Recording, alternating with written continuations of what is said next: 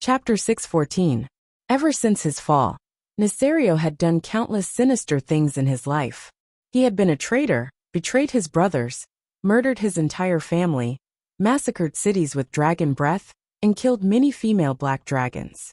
Perhaps he had thought of retribution, but he never thought that it would come from the insignificant race that he despised the most and should be erased from the entire planet. Humans.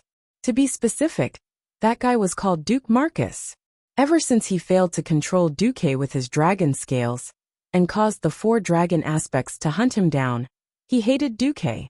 While he was seriously injured and unable to fight, he tried to sneak into the upper echelons of the alliance and obtain the identity of a king. It wasn't as if he didn't have the intention to trick Duque. It was just that he really didn't think that he would be tricked instead of being tricked.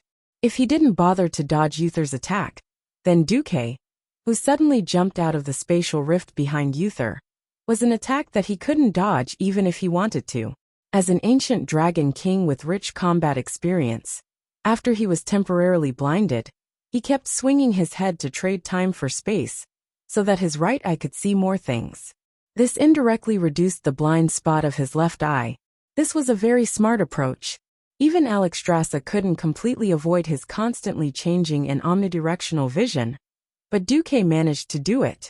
The gigantic fist that was formed by countless arcane blasts punched over. If it was an ordinary hook, this blow would never have hit him. It should be said that even the arm of a giant couldn't hit Nesario easily. His unparalleled combat instincts allowed him to dodge any simple direct attack. However, the essence of Duque's punch was magical energy. In midair, this hook followed the movement of Nesario's dragon head, changing directions 18 times in less than a second. The fist kept blasting towards the left side of his face. "This is impossible." Nesario screamed in despair in his heart. The Black Dragon King knew very well that the paladin's attack just now was harmless. However, Duque's attack was definitely different. If such a rich magical power blasted his wound, it would definitely make him dizzy and miss his last chance to escape. No. Neltharion was terrified. He was terrified. In despair, he sent out a mysterious spiritual imprint towards a certain direction in the void. It was for the ancient god N'Zoth, and it contained the will of Nesario's absolute submission to N'Zoth. Unfortunately, it was like a stone sinking into the sea. He immediately realized that N'Zoth would only attack once. If he couldn't seize this opportunity, he would be abandoned. No, it shouldn't be like this. He immediately made a second move and sent a thought to Duque. That was not an attack. After failing to control Duque the last time, he knew very well how shocking Duque's mental defense was. That was begging for mercy. "No, don't hit me." All he had to do was shift his fist a little, and I would be safe. "I will be forever grateful to you. I can give you all the treasures I've accumulated for 10,000 years. All right, give me this first to show your sincerity." Duque quickly sent the item he wanted back as a thought. Nesario decisively gave it away. It wasn't his thing anyway. In the face of his life, everything else was fleeting. After receiving the item, Duque suddenly shouted in the spiritual world. "Neltharion, you lied to me?" "Huh. I didn't lie to you." Time seemed to freeze. Neltharion was dumbfounded. Yes, he had lied to countless people. He had lied to his brothers, his spouse, his children, and his boss. He had lied to everything. Only this time, in order to show his sincerity, he had given him the real thing. Why? Without giving Neltharion time to react, Duque's fist had already arrived. An incomparably gorgeous purple-blue arcane energy fist landed on Neltharion's ugly face. His face, which had already been badly mutilated by Nozdorma's hammer in his human form, was further hit by the concussive force. Even someone as strong as Neltharion felt a violent wave of dizziness. The body of the dragon, which was originally flying at high speed, turned its head backward and its body forward. It suddenly looked a little like an overturned tortoise. It was very funny. How many seconds did Duque buy for the 4 dragons? 3 seconds? Or 4 seconds? No one could tell how much it was. They only knew that it was enough. The 4 dragon aspects were ashamed of their mistakes. They focused all their attention and spirit, and as they charged forward at high speed, they did their best to resist Savi's incubus power. There was no hesitation. There was no mercy. They risked the possibility of a final backlash and fiercely pounced forward. The most violent one was naturally Maligos, whose wife and child had died. He accurately bit the place he had bitten before. At the spine that seemed to have been broken in half at the back of the head. She bit and wantonly released the power of magic. Isra and Nozdorma changed their strategy. They began to destroy Neltharion's wings with all their might. Alexstrasza, on the other hand, attacked Neltharion's chest with all her might. Finally, after more than 20 seconds, Neltharion let out the last and strongest scream of his life. Roar! In the next moment Neltharion, the wing of death, was beheaded.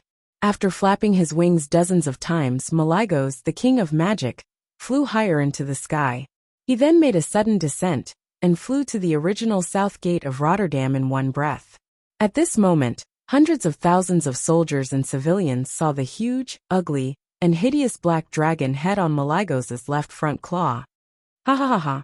Ha ha ha ha ha. Did you see that? Did you see that Nesario has finally died at the hands of me, Maligos? Maligos' blood flowed with the thrill of revenge and satisfaction. This pleasure turned into thousands of bubbles that rushed to his brain, almost burning it to the point of melting. Ha ha ha. The taste of successful revenge is so sweet. In a trance, he saw that his former partner seemed to be smiling at him in that world. Maligos was so pleased that he actually had the thought to do a few somersaults in the air. Then, without looking back, he carried Neltharion's head and flapped his wings to fly further north. This guy, Alexstrasza muttered in dissatisfaction. Nozdorma cursed, bastard Maligos. He destroyed my collection. This is not a replica refined from the river of time. This is the real thing of that great traitor, Neltharion. Isra laughed. Forget it. When Maligos is done venting his anger, you can ask him for it back. On the other side, Alexstrasza glanced at the sky below and muttered, This kid Duque is in the limelight. Yes. After Maligos flew away, everyone looked at the two people in the sky. Chapter 6:15. 30 seconds ago, Uther had been sent flying. Perhaps it could be said that he had overestimated himself. But in order to carry out justice, Uther did not have the slightest bit of regret when he swooped down from the sky until he was sent flying. Holy light, if you hear my prayers, please respond to me. Please punish this most evil dragon in the world with death. As if hearing the call in his heart, Uther saw a shining blue portal as he fell from the sky. A mage, who was so brave as to teleport in midair. Was he not afraid of not using the slow fall spell properly and falling to pieces in midair? In the next moment he saw the crazy mage. Duque.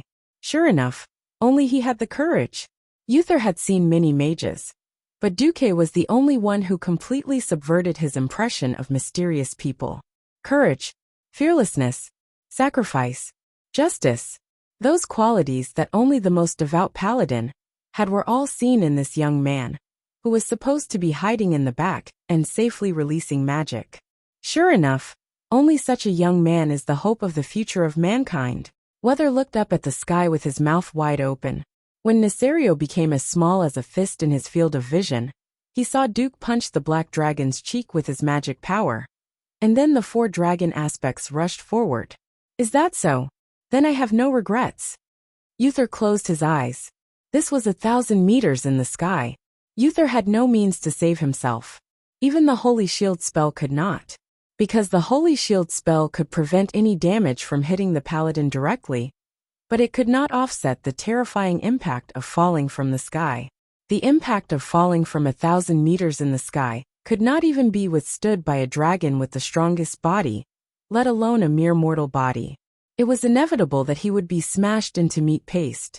1 second, 2 seconds, 5 seconds. Uther instinctively felt that something was wrong. Was that a sound? When Uther opened his eyes again in surprise, he saw Duque, whose arms were folded and facing the ground, approaching him at a faster speed. How is this possible? Weather couldn't help but cry out. Of course, he didn't know what gravitational acceleration was.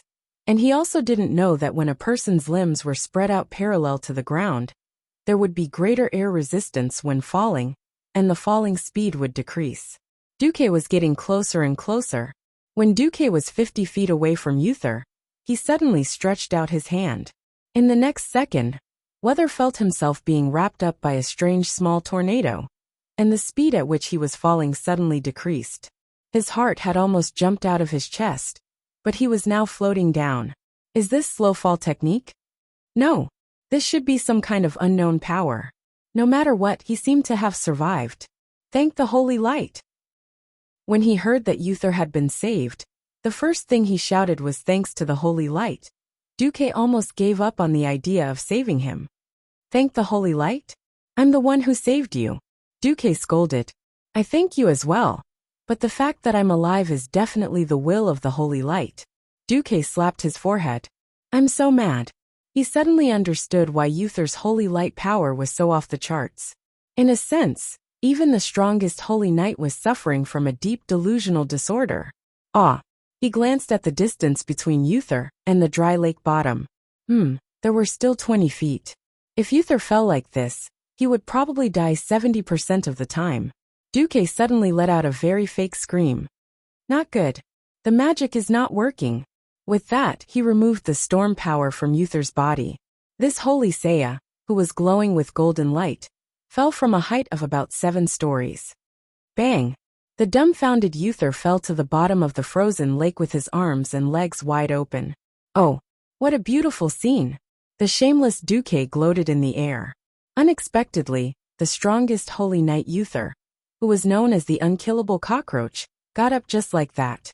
He spat out a mouthful of blood and raised his head to look at Duke. With a serious expression, he said, Although I am very grateful for your kindness in saving my life, and I also admire your courage and commanding skills, it seems that your magic level still needs to be improved. This was not mockery. This was Uther seriously giving advice to Duque. F***ck, F***ck, F***ck, F***ck. Duque looked as if he had eaten a fly. As expected, religious zealots were all crazy. If you tried to compare intelligence with a crazy person, they would only drag your intelligence to the same level, and then use their rich experience to defeat you. Damn, luckily you're not from Stormwind City. Duque admired Uther's character from the bottom of his heart.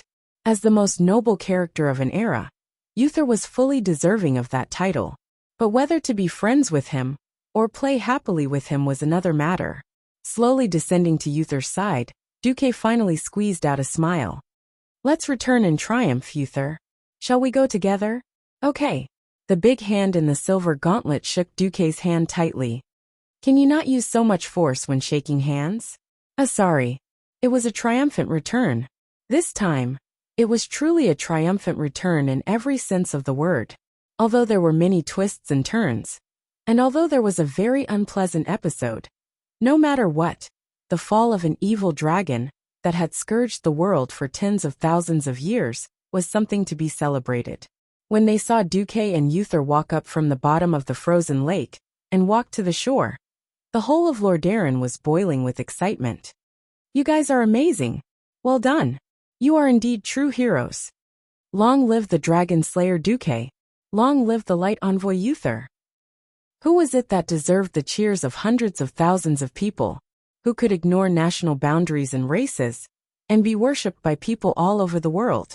Since ancient times, there was only one kind of person who could enjoy such treatment. This kind of person was called a hero. When Nisario's acid enveloped the entire city, and all the mortals were powerless to do anything. When the evil dragon that easily destroyed hundreds of meters of the city wall was about to escape, when punishing evil failed, and the righteous and kind people were worried that they would be retaliated against in the future. Who was it that stopped the terrifying Black Dragon King that transcended the mortal world? It was Uther. It was Duke Marcus. Some kings reigned for decades, and history books might not necessarily record their names. Some heroes fought bravely for dozens of seconds, but history books were destined to have a very thick page. This was a hero who, as a mortal, had done a feat that transcended the mortal world. Duque. Sasha, who rushed out of the city, rushed up, and so did Aurelia. Servanas watched quietly from behind. She suddenly realized that it was already very difficult to find a hero as a partner like her own sisters. It was even more difficult to find a great hero who surpassed Duque as a partner. Chapter 6:16. Lordaeron's city was in an uproar, and cheers rose and fell like a tsunami, lasting for a long time. It was precisely because he didn't have the guts that people praised Uther's true courage. It was precisely because he couldn't do it that everyone eulogized the magnificence of Duque's magic fist. People cried and laughed as they jumped and hopped in every corner of the southern part of the city, welcoming the triumphant return of the hero with the most enthusiastic voices. That's right, the main force behind the death of the Wing of Death, Nesario, was the 4 ancient dragon aspects. However, didn't they see that if it weren't for the 2 of them, the cunning Black Dragon King would have escaped successfully? Moreover, the rule since ancient times was that those who participated in the Battle of the Dragon Slayers were qualified to be called a Dragon Slayer. Do you think it's easy to hide from the dragon's breath? The layman watched the show, while the expert observed the artistry. After witnessing the earth-shattering battle between the 5 dragons, one would know how terrifying the Black Dragon King was. The bodies of the Dragon Kings were already huge enough. Their defensive power was so high that it could be said to be insane. No one had thought that a dragon aspect would be so agile in the air. It was like an elephant using its shadowless kick and tap dancing at a speed of 30 times per second in front of you. It was simply unimaginable. Even if Nesario was disabled, how strong was Duque, who could effectively hit and injure Nesario? Not all the higher-ups of the Alliance had personally fought alongside Duque, but at this moment, every king was moved, especially Dalen Proudmoore, who had worked with Duque once at the Palatine Bay, but at that time, he was also busy fighting against the sword sage hero of the tribe Samuro.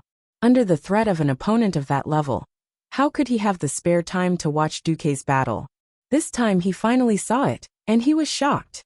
Dalen secretly made a decision when he saw his beloved daughter Jaina rushing out of the sanctuary and jumping with the cheering crowd. People kept coming to greet Duque and Uther, who were returning in triumph. It was like a continuation of the triumphant return ceremony. No, it should be said that the previous triumphant return, that was supposed to be a show of the Rotterdam Kingdom, was overshadowed by their heroic performance. It was as if their triumphant return was the real triumph. Tyrion Fordring and the others got down from the griffins. The paladins had scattered to different parts of the city to see if there were any emergencies. They welcomed Uther eagerly. Many kings came. Magni complained to Duque, "You're really not a good friend. You should have teleported me with you. Then I could have performed a real deity descends in front of Deathwing." "Forget it. Every time I take you for a ride on the Griffin, you always say that you're busy with military affairs. Falling from the sky. It would be strange if you didn't pee." Kudrin mercilessly exposed his distant relative's lies. "This is a dream. It's a dream, right?" Master Craftsman Jurban rubbed his chin. "If it wasn't for you, Duque, Uther would have been dead. I'm considering whether to equip every Griffin Knight with a high-altitude escape device." Duque's facial muscles twitched. It had to be said that in Azeroth, where technology was rampant, there really were a lot of engineering equipment for jumping off buildings. At this time, most of the kings and representatives of the Alliance had arrived. "Where's Xeon?" Lang secretly asked Salas. King Salas replied angrily, "He's still in the cave." Antonidas whispered to everyone, "Princess Kalia seems to have died. Tyrinas is grieving." Salas was stunned. Wasn't it Duque who saved the princess? After that, Duque handed the princess over to a group of royal guards. A few minutes later, unfortunately, the princess was hit by a ball of acid. "That's a pity." The kings all sighed softly. No one knew that the beautiful princess in their hearts had already begun her journey around the world. At this time, the crowd around Duque suddenly parted. Even Tyrinas wouldn't have received such treatment if he had come personally. There was only one person who could make the kings give way. Archbishop of the Holy Light Alonso's fail. Praise the Holy Light. Looking at Uther, who was kneeling on one knee, Alonso showed a satisfied expression. Uther was indeed the disciple he admired the most. The only one who could perfectly combine the holy light with combat was Uther.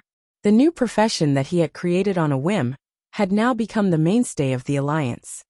This is all the guidance of the Holy Light. Uther bowed his head deeply. Alonso's walked over and stopped in front of Duque. He smiled and said, "The two of you worked together to defeat the wing of death, and the world was inspired. This time, in order to better spread the holy light and courage in the world, may I ask if you can give a portion of this achievement to Uther?" Duque was stunned and then smiled. "Without Uther's cover, I would not have been able to hit Nethario at all. This is only natural. Thank you for your generosity." Alonso's walked towards his disciple. "The holy light gives people supreme courage.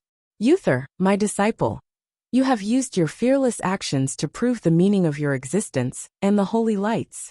So in order to commend your courage, in front of the kings and the politicians of the alliance, I propose to grant you the title of Emissary of Light. You can use it as your surname." Wow! This was really a stone that caused 1,000 ripples. The Archbishop of the Holy Light personally made a proposal in front of the kings. This was a very impressive thing. Several kings were so shocked that they even lost their composure. However, everyone immediately felt relieved. Not everyone had the courage to launch a suicidal charge against 200,000 orcs with just 12 riders. Not everyone had the courage to jump down from the sky and smash the seemingly weak warhammer at the Black Dragon King. What was courage? Obviously, Uther was the well-deserved embodiment of courage.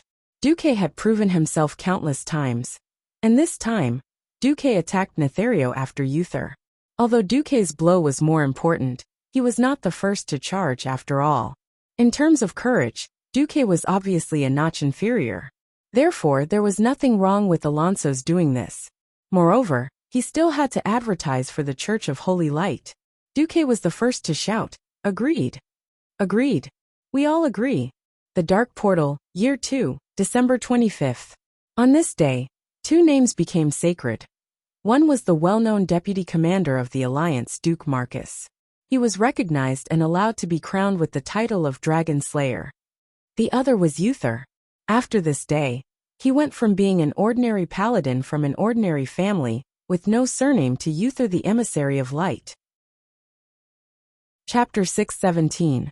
December 25th, Christmas Eve before the Transmigration, and a triumphant night in this world. That night, Lordaeron was very lively. Countless people were celebrating the fall of the evil dragon Deathwing. But this celebration was destined to have nothing to do with the Lordaeron royal family.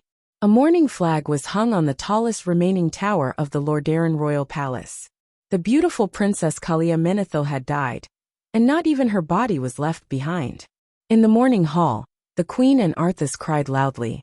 Tyrrhenas, on the other hand, was like an old man who had one foot in the grave. He sat in the corner of the mourning hall, looking at the empty coffin and the gemstone necklace that Kalia wore in the morning. Lordaeron had suffered a double blow today. First, Kalia's death. Second, in the afternoon, Gilnis, who seemed to be the most supportive of Lordaeron, suddenly announced that he was leaving the Lordaeron alliance. However, this news had not spread to the public yet. Gilnis will not associate with Lordaeron, who is in cahoots with the evil black dragon Nethario. These were Xion's words. The excuse was dignified and politically impeccable. Anyone with a discerning eye would know why. Xion was too smart. Duque's plan to build a watchtower in the Cursed Land to monitor the Dark Portal was no longer a secret. If he continued to stay in the alliance, he would no doubt have a showdown with Gilnis regarding the cost of building the watchtower. On the other hand, because it was revealed that Nethario was the Lord of Presto, and his hopes of obtaining the Hillsbrad Plains through the Dark Alliance with Tyrrhenas had been dashed, there was no point for Gilnis to continue staying in the alliance.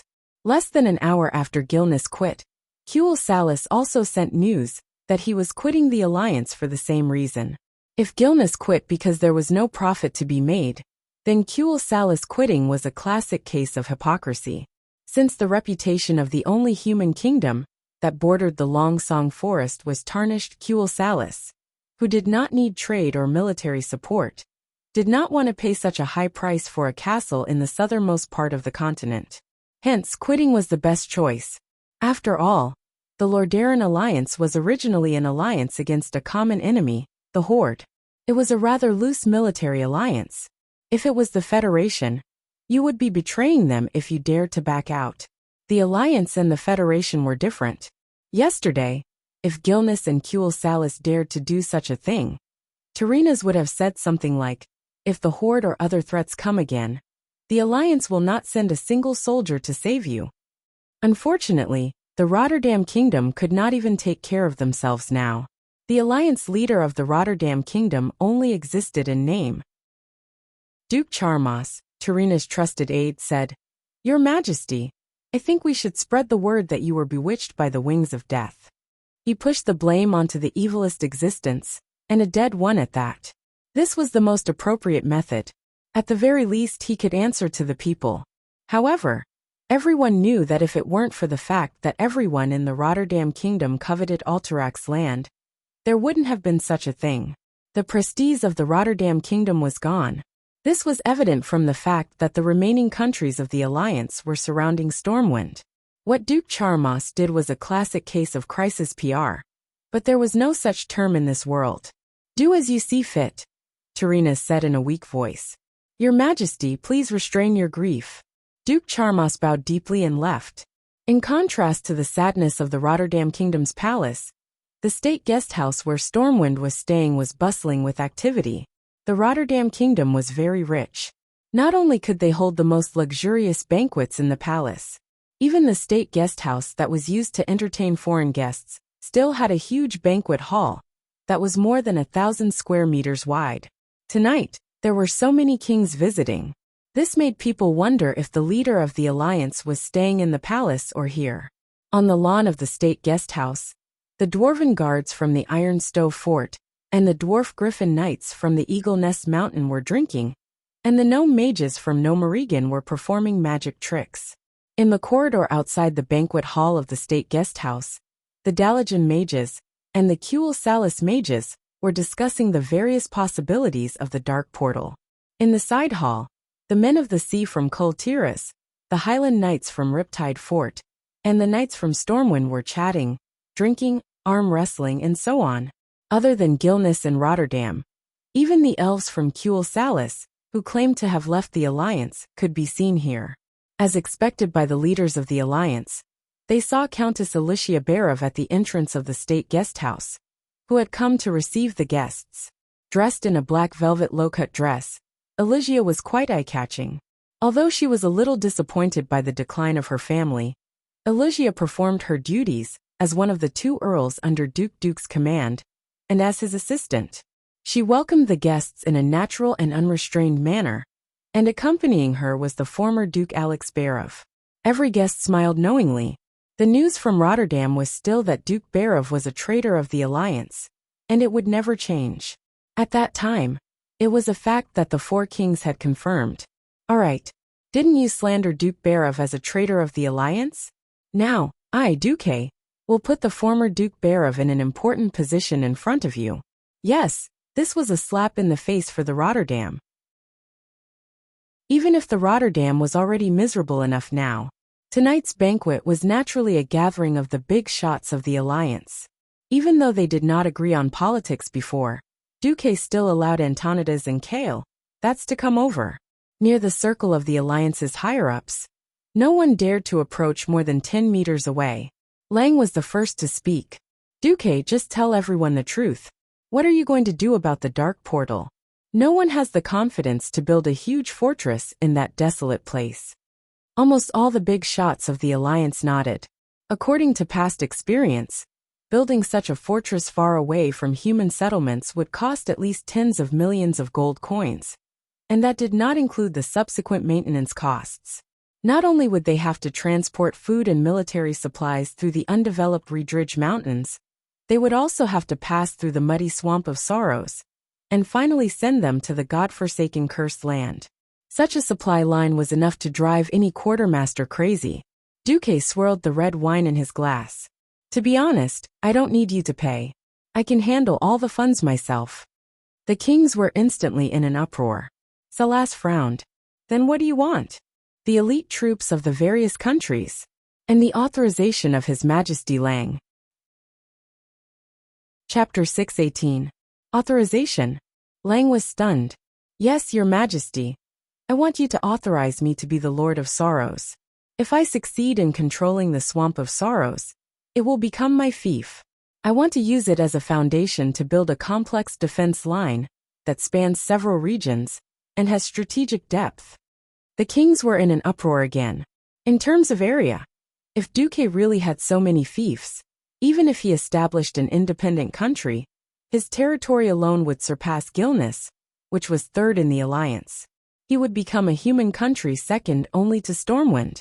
But everyone knew that apart from East Elwyn Forest, which was more fertile, East Twilight Forest, and Reedridge Mountains Lake of Tranquility were only average. As for Upwind Path and Sorrowful Swamp, they were places no one in their right mind would want to live in. The Twilight Forest was too gloomy and dark all year round. The Reedridge Mountain was too barren to grow many crops. Against the Wind Path was barren after the explosion. The Swamp of Sorrow was filled with monsters. Moreover, there were many orcs who couldn't make it back to the dark portal in time, and were trapped in the swamp. Duke wanted to use his own wealth to help the Alliance take on the task of acting as a barrier. Duque had already made a name for himself, and he could do nothing but guard his territory and be a rich man. But now, he was resolutely taking on the most difficult and tiring task. For a moment, the eyes of the big shots of the Alliance were a little wet. Even Antonida's eyes were full of tears, and his mouth moved a few times. Duque, you've worked hard. Duque shrugged. I can't help it. Lang gave me the territory closest to the dark portal. Lang wiped the corners of his eyes. Don't throw dirty water at me. Just say the word, and the western wilderness, which has become 1,000 miles of fertile land, will be yours. Anduin Lothar stepped forward, his burly figure very oppressive. Yes, I'll swap places with you. I'm a warrior who only knows how to fight. It seems that only someone like me is suitable to guard the border. It would be a great waste of your abilities to put you in the blasted land. Moreover, the Alliance's main SEAL commander is me, not you. Logically speaking, you should be the one listening to me. Duque shook his head and looked at Antonidas instead. Anduin, guarding the door of darkness has never been a simple battle. What do you know about magic? How much do you know about teleportation? At this point, Duque said almost word by word, if Master Antonidas is your partner, then we will definitely be at ease. In a sense, this was forcing him to abdicate.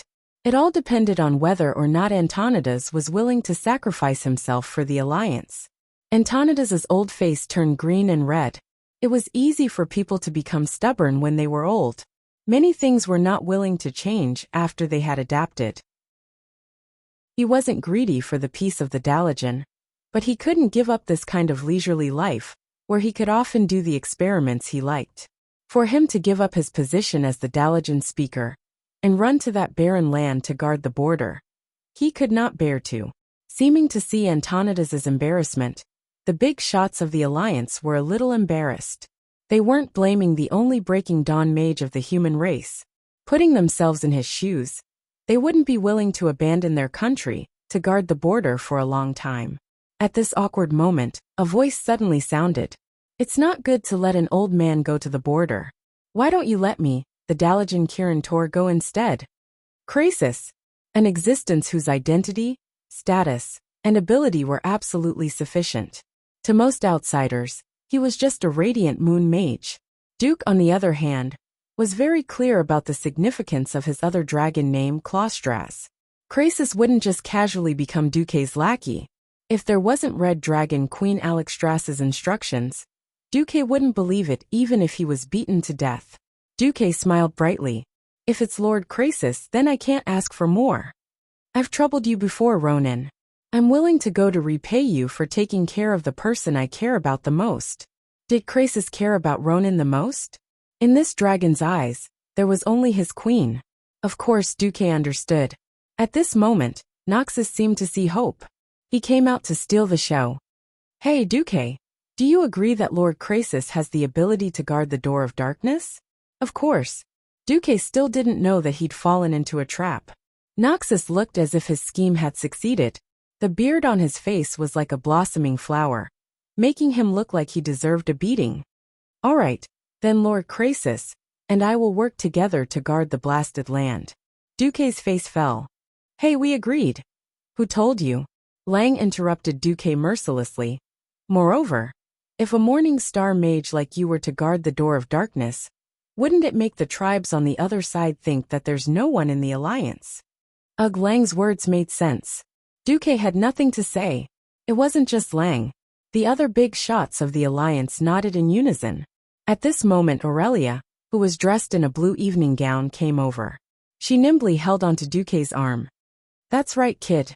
You should go and practice more. You're not even a radiant moon mage. You're embarrassing me by stepping out. They watched as the high elf Aurelia taught the human kid Duque a lesson, and the two of them were lovers. The scene was as strange as it could get. For a moment, the group of heartless dwarves burst out in laughter, followed by the humans. Laughing was one thing, but everyone was impressed by Duke's foresight. Duque could only give in. All right, I'll be in charge of the construction of the Overwatch stronghold. I'll leave the defense to Anduin and Krasus, but everyone should at least send some elite troops to hold the fort, right? Duque extended 3 fingers on his right hand, his thumb gently rubbing his index and middle fingers, like an unscrupulous merchant asking for money. Since Duque didn't want money, the big shots still had plenty to spare. Salas was the first to speak. The earthy highlands are completely destroyed. I can't afford to keep my Highland Knights. I'll lend them to you for the next 5 years. The Highland Knights of the Rapidwater Stronghold were publicly recognized as the fiercest in the alliance. On the surface, there were only 1,000 of them, but including the followers and apprentices, there were at least 4,000 of them. Antonida's sighed. He was already at a disadvantage when he refused to go to the Overwatch stronghold. Now that he wanted to repair his relationship with the allies, he couldn't be stingy. I guarantee that there'll be at least 1.5 mages in the Overwatch stronghold all year round, but they have to be rotated. The Kurtiras aren't good at land battles, but I can give 100 cannons to the Overwatch stronghold, Dalen said. Chapter 619. General Haas slowly walked out from the crowd. The Alterac kingdom is gone, but I hope that the flag of the Eagle Knights can still be flown in the right place.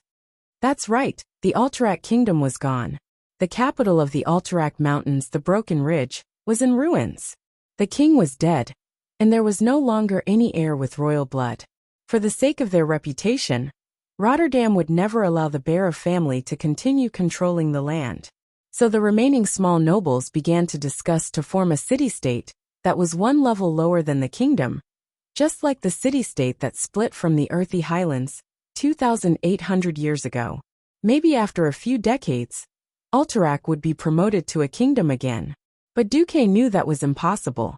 Instead of letting the Eagle Knights perish in the dust of history due to a loss of supplies, it was better to send them to Overwatch Castle. At least one day in the future, there might be hope for Alterac's eagle flag to return to Alterac. Duque and Anduin nodded at the same time. On the other side, the dwarves finished their discussion. The lightning tank team is yours, Magni said. Gerben. A 1,200-strong gnome engineering team. 500 Griffin Knights, Kudrin said. Due to the distance, it was impossible for the other countries to send a large number of infantry. Now everyone's eyes were on the Storm Trio. Lang and Anduin looked at each other. Stormwind will send 50,000 infantry. That includes the Griffin Legion. Duque continued. The Marcus family will arrange at least 20,000 private soldiers at the Red Ridge Mountain and the Swamp of Sorrows, forming a deep line of defense. The big shots frowned. It wasn't too few but too many to support an army of 70,000 in such a remote place. The food and supplies needed every year was an astronomical figure. Since the start of the counterattack on the southern continent, the supplies for the 300,000 troops had almost drained every grain and copper coin from the national treasury. Most of it was given by the Rotterdam Kingdom. That was also the reason why the Rotterdam Kingdom was eager to annex Alterac to compensate for their losses.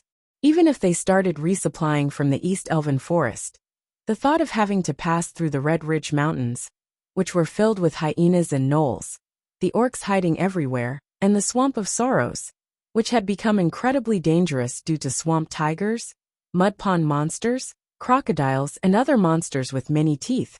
That long and dangerous supply line was enough to make any king's skin crawl. Lang shrugged. Don't look at me, asked Duque. It was already the limit for Tempest to send out so many people. As a king, I can't wait for every young man to participate in the rebuilding of the country. When everyone looked at Duque moved his fingers, ready to demonstrate. Dylan suddenly said, Wait, it's a confidential matter, shouldn't we? King Dalen's meaning was clear. Did they need to go to the map room, or the meeting room? After all, even if they were separated by more than 10 meters, there were still many people listening to them. Especially for elven rangers, this distance was not a problem at all. Duque waved his hand casually. It's not a problem. Moreover, the invited guests are the cornerstones of the alliance. We don't need to hide what we're going to do. Every king and guest who heard Duque's words felt warm in their hearts. What was generosity? That was generosity. It was hard to imagine that Duque was only 17 years old. Heroes came forth in a chaotic world. That was true. A hero who could gather the power of 11 countries and 3 major races to fight against foreign enemies in such a chaotic situation was not just for show. In everyone's heart, they secretly wrote the word respect for Duque. Duque raised his glass high. For the true alliance. For the safety of Azeroth. He was making a toast. For the true alliance. For the safety of Azeroth. Everyone raised their glasses and drained it in one gulp. In the next moment, Duque took the wine bottle from Alicia's hands. He didn't pour the wine into his glass, but into the air. The wine floated in the air with the support of arcane energy. Under the shocked gazes of all the kings, it actually turned into a sand table that moved up and down according to the terrain. Everyone saw the elven forest, the Redridge Mountains, the Swamp of Sorrows, and the Cursed Land. Then, a golden belt set off from Stormwind City, passing through 4 regions, and arriving at the highlands northeast of the Cursed Land, where the Griffin Legion was currently camped. This is, Salas muttered to himself. Then, with a point of Duque's finger, a part of the belt quickly enlarged, becoming a model the size of a water tank in front of the kings. At first glance, it looked like a huge metal lump, a little like the steam tanks of the dwarves. Magni thought of something, but he wasn't sure. Duque's deep voice confirmed Magni's guess. Technology has changed the world. The steam tanks that the dwarves of Ironstove Castle like to use have greatly inspired me. What if I use steam tanks to transport people and supplies? Hey, I'm not bragging, but a tank can carry at least 5 carriages of people or goods, Noxus said, trying to provoke Magni. Don't say I didn't remind everyone. The dwarves have a very high chance of collapsing. I've seen many steam tanks stop halfway and rely on the dwarven infantry to push them from behind. In an instant, Magni's face turned red and green, and everyone burst into laughter. But Duque waved his hand. That's because the terrain is too bad. The current steam tanks aren't suitable for all terrain, and can only be used on plains with solid soil. That's what I said. As long as the babies of Ironstove Castle can go to that damned red soil, we're invincible. The dwarves really knew how to brag. The Dwarven King was even better. Then what do you mean? Lang was also curious. Train. A vehicle that uses a modified dwarven steam engine and walks on a fixed track. It can transport at least 2,000 fully armed soldiers, or 100 tons of supplies at once. That's what I want to tell everyone. Is that even possible? Salas was dumbfounded. 2,800 years ago, you told Thoradin the Great that there would be a huge ark that was 150 yards long that could carry 300 people. Do you think Thoradin the Great would believe it? Dylan smiled at Duque's retort. That's right. That's the progress of the times and the power of technology. Duque continued. If I can let the Lightning Army annihilate so many orcs, I can build an experimental railway for everyone to see in the middle of next year. Railway? Magni asked in surprise. Yes. Place parallel rectangles of wood on muddy and insufficiently sturdy areas, and then place 2 steel tracks on top of them to ensure the route of the steam engine. Although it loses its flexibility, it can ensure speed and safety, and reduce the vibration of the steam engine. Chapter 620. Just how many technologies were needed to evolve from the early steam engine era to the era where steam locomotives were widely used? How many black technologies were needed? Duque did not count. But as an engineering student, and one who majored in building environment and equipment engineering at that, he had enough knowledge to overcome all of this. Damn it, why did he have to learn about the environment? He had no environmental knowledge at all. And he wanted to learn thermodynamics and boilers? Learning about boilers and having a terrifyingly expressionless tutor with a terrifying aura. On the first day of class, he threw a poor bastard who was playing with his new iPhone out of the 4th floor. This made Duque, who had skipped classes 3 days before his transmigration, go to school obediently like a grandson. All right, studying hard will always pay off. Duke rambled on and on about his ideas for the train, as well as the key elements to pay attention to. The 3 dwarven kings all looked like they were his disciples, especially Magni and Gerben, who were taking notes in their notebooks. Although Eagle Nest Mountain always used griffins, which seemed unrelated to this, the dwarves' fascination with black technology was almost ingrained in their bones. The other kings did not understand at all, but this did not stop them from showing an expression that said they did not understand, but thought it was awesome. It did not matter if they did not understand, as long as they felt that it would work. Dalen, what do you think? Salas asked softly. You don't say. I've never seen Duque unreliable when he does things. Dalen's evaluation was quite high. Antonidas decided to stop Duque first. Alright, next question. We all think that you can build this railway to Redridge Mountain without a problem. What about the Swamp of Sorrows? You can solve the technical problems for now. But what about the threat in the swamp? Our people lost a lot of people when they crossed the swamp. What about the manpower to build the railway? Duque snapped his fingers, and Gavin Rad, who was guarding the side hall door, immediately understood and opened the door. Not just the kings, but all the guests were extremely surprised, because there were 2 Nagas and a strange Murloc standing at the door, wearing leather armor with the emblem of Stormwind. Everyone knew that there were Naga and Murlocs in Stormwind. Everyone had always thought that they were a lowly race that couldn't be shown in public, even though they had always been part of Stormwind's establishment. No one had ever thought that Duque would formally introduce them in such an occasion. Let me introduce to everyone. This is the Murloc Prophet Magur, the Furious Scale Naga Priest Vara, and the Spiky Spine Naga Priest Syphilis. It had been a long time since Vara had attended an important occasion. After the battle at the Ocean View Cliff to annihilate the main force of the Blackstone clan, she almost thought that she had lost her value and was forgotten by Duque. She didn't expect Duque to introduce her to the higher-ups of the Alliance. This was undoubtedly a promotion of status and recognition. Respected kings, Vara Furin Avis pays his respects to you. Vara and Syphilis folded their arms and bowed to the kings. The kings nodded in return. Even if it was inconspicuous, it was still an indescribable respect. The 3 leaders of the other races were so touched that they trembled. Duque continued his introduction. I will use a portal to send the Naga troops and a portion of the elite Murlocs into the Swamp of Sorrows. At that time, the construction of the railway in the Redridge Mountain region will be handled by the newly captured Orc captives, and the Swamp of Sorrows will be helped by the Murlocs and male Naga. After discussing with Gerben, Magni said, We believe that the technology provided by Duque will have a revolutionary effect on our mining skills and mineral transportation. In return, we Bronzebeard dwarves and pygmies will unconditionally provide the iron ingots and workers needed to build the railway.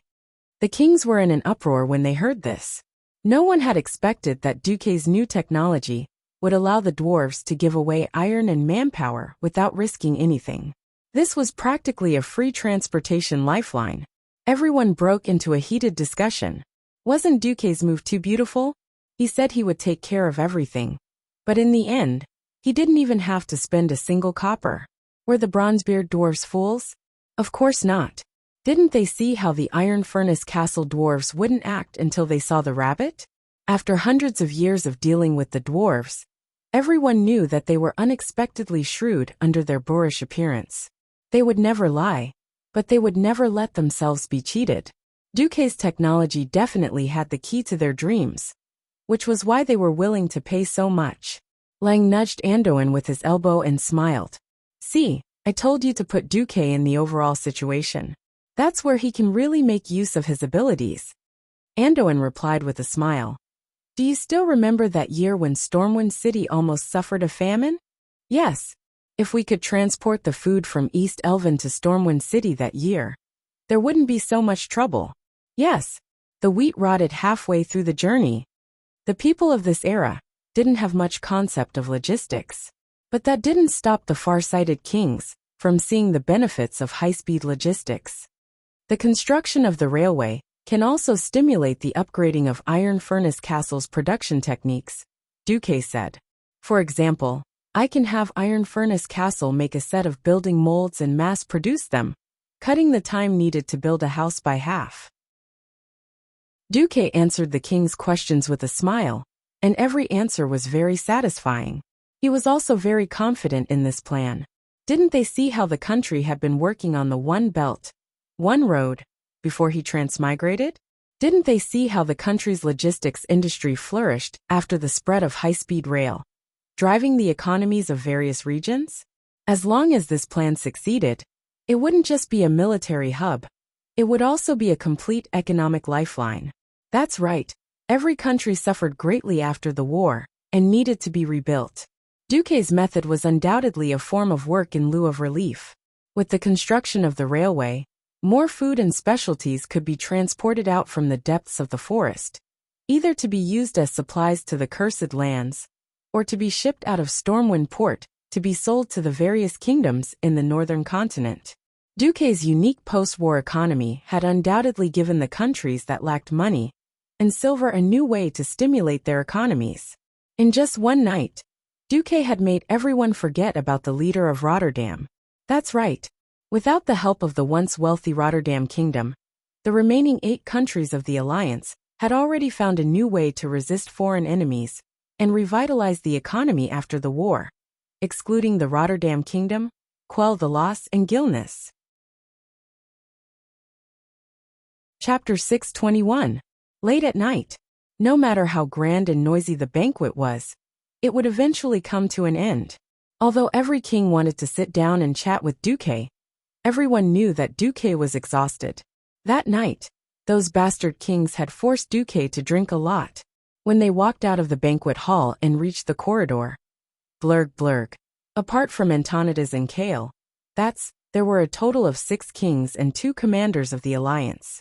These 8 super big shots in the Alliance could make the mainland tremble just by moving their legs. They lined up in a row from tall to short.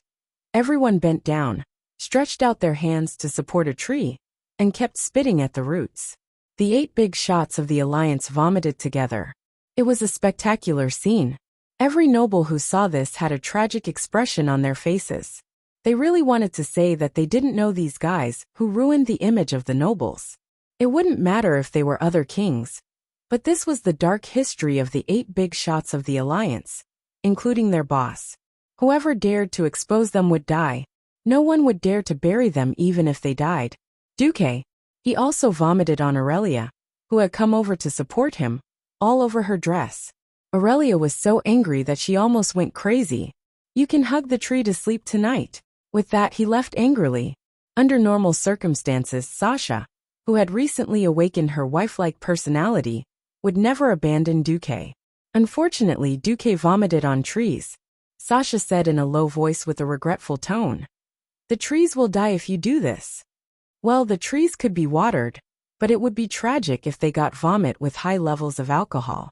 Duque suddenly understood why bars that mainly sold alcohol didn't have any indoor plants. It turned out that the drunkards had vomited to death one after another, so much so that the owner had given up on treatment. Duque was very sad. Tears welled up in his eyes. Wasn't it supposed to be a 1v2 to celebrate their victory? Both of them had run away. What was there to vie for?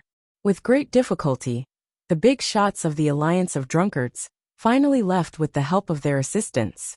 This was not the end. Just as Duque returned to his room, exhausted, Gavin Rad suddenly came up to him and said, "Sorry, there's a big shot waiting for you inside." The strange expression on the holy knight's face immediately let Duque know who was inside. Open the door. Goo goo goo. Ah, it's delicious. Her beautiful face, towering breasts, elastic waist, white thighs and sleepy, half-drunk eyes were all enough to make a male who didn't know anything go crazy. Duque said decisively, I'm sorry, I've gone the wrong way. Pung. He turned around and closed the door. What a joke.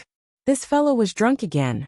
A drunk red dragon queen was not to be trifled with. At this time, there were no threatening words coming from the room, but a magnetic female voice floated out. Is that so? It was a waste of my effort to deliver the prize for killing Nesario. Don't loot the boss. This was a crime. This was sin. Duque, even if you are a black hand, even if you are black to the end, even if you have to loot the corpse. Duque decisively opened the door again, rubbed his hands, and put on a flattering smile. Oh, it's our most beautiful Queen Alexstrasza. Sorry, you're too beautiful. I thought you were a princess who climbed into my bed. Sorry, there's a lot of gossip when you're popular. Oh, Alexstrasza was lying on her side, her right hand supporting her head as she lay on Duque's bed. She revealed a playful expression. Is that so? Of course. May I ask, what prize do I get this time?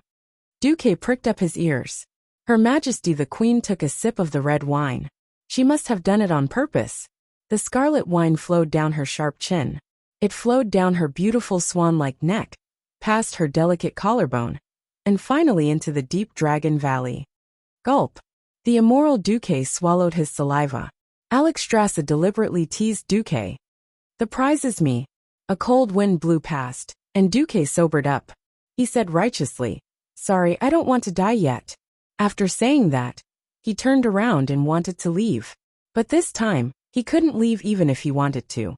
The door in front of them was suddenly engulfed in extremely hot flames. If he really wanted to go out, he would be like a moth flying into a flame. As Duque gritted his teeth, he suddenly found a pair of soft but not lacking in strength and beauty had wrapped around his neck from behind. The extremely elastic and oppressive long jifeng was already pressing against his back. Duque felt as if he had been petrified. His whole body was stiff, and he didn't dare to move. Damn, the drunk red dragon queen was not to be trifled with. Alexstrasza blew into Duque's ear like orchids. Oh no, like wine. It made all the hairs on Duque's body stand on end. Sensing Duque's reaction, the queen didn't seem to be as drunk as last time. Humph, how boring. It's rare to kill that traitor Nesario, so I want to celebrate with you. Humph, I'm not in the mood now. Alexstrasza dodged from behind Duque and jumped onto Duque's velvet mattress. She rolled around contentedly and finally made a somewhat indecent pose. Duque didn't dare to pounce on her because the queen was basically awake. If he dared to cross the line, she would probably send him a dragon breath. All right. I'm here today to give you my spoils of war.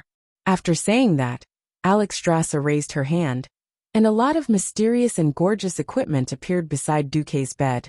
Duque noticed that there was at least one staff. Duque was so excited that he couldn't believe his eyes. The staff had a mysterious blue color as its core, and the top of the staff was like an overlapping V. The entire staff gave off the feeling that it was made of lava that was fished out from the depths of the earth. At the core of the staff was a mysterious blue-black lava ball that was constantly rotating.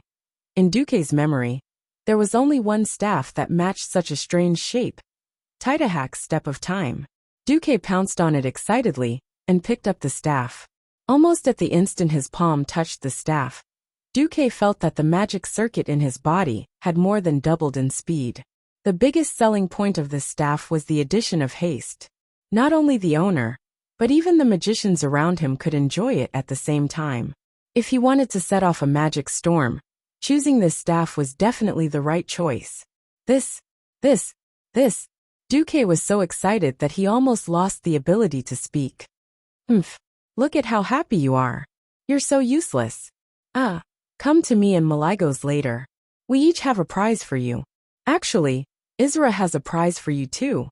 But she's busy dealing with the evil corruption in the Emerald Dream. The only despicable one is Nozdormu. He actually said that letting you off for your crimes is the biggest prize. Chapter 622. Prizes. There are other prizes. Duque was so happy that his heart was about to fly out of his chest. Of course, the most important thing was Nosdorm's attitude. Alexstrasza did not understand. But how could Duque not understand? Nosdorm had taken the blame for him, a transmigrator, willfully changing the course of history. The biggest and most crucial factor was naturally Neltharion's life. 10,000 years ago, the 5 companions who had agreed to be on equal footing had been reduced to dust because of Neltharion's betrayal. The Blue Dragons, whose entire race had been wiped out, had suffered the most, but the other 3 could no longer play happily. Who knew where Maligos had gone with Neltharion's head? But it was certain that the remaining body of a certain Black Dragon King had been handled by Nosdorm.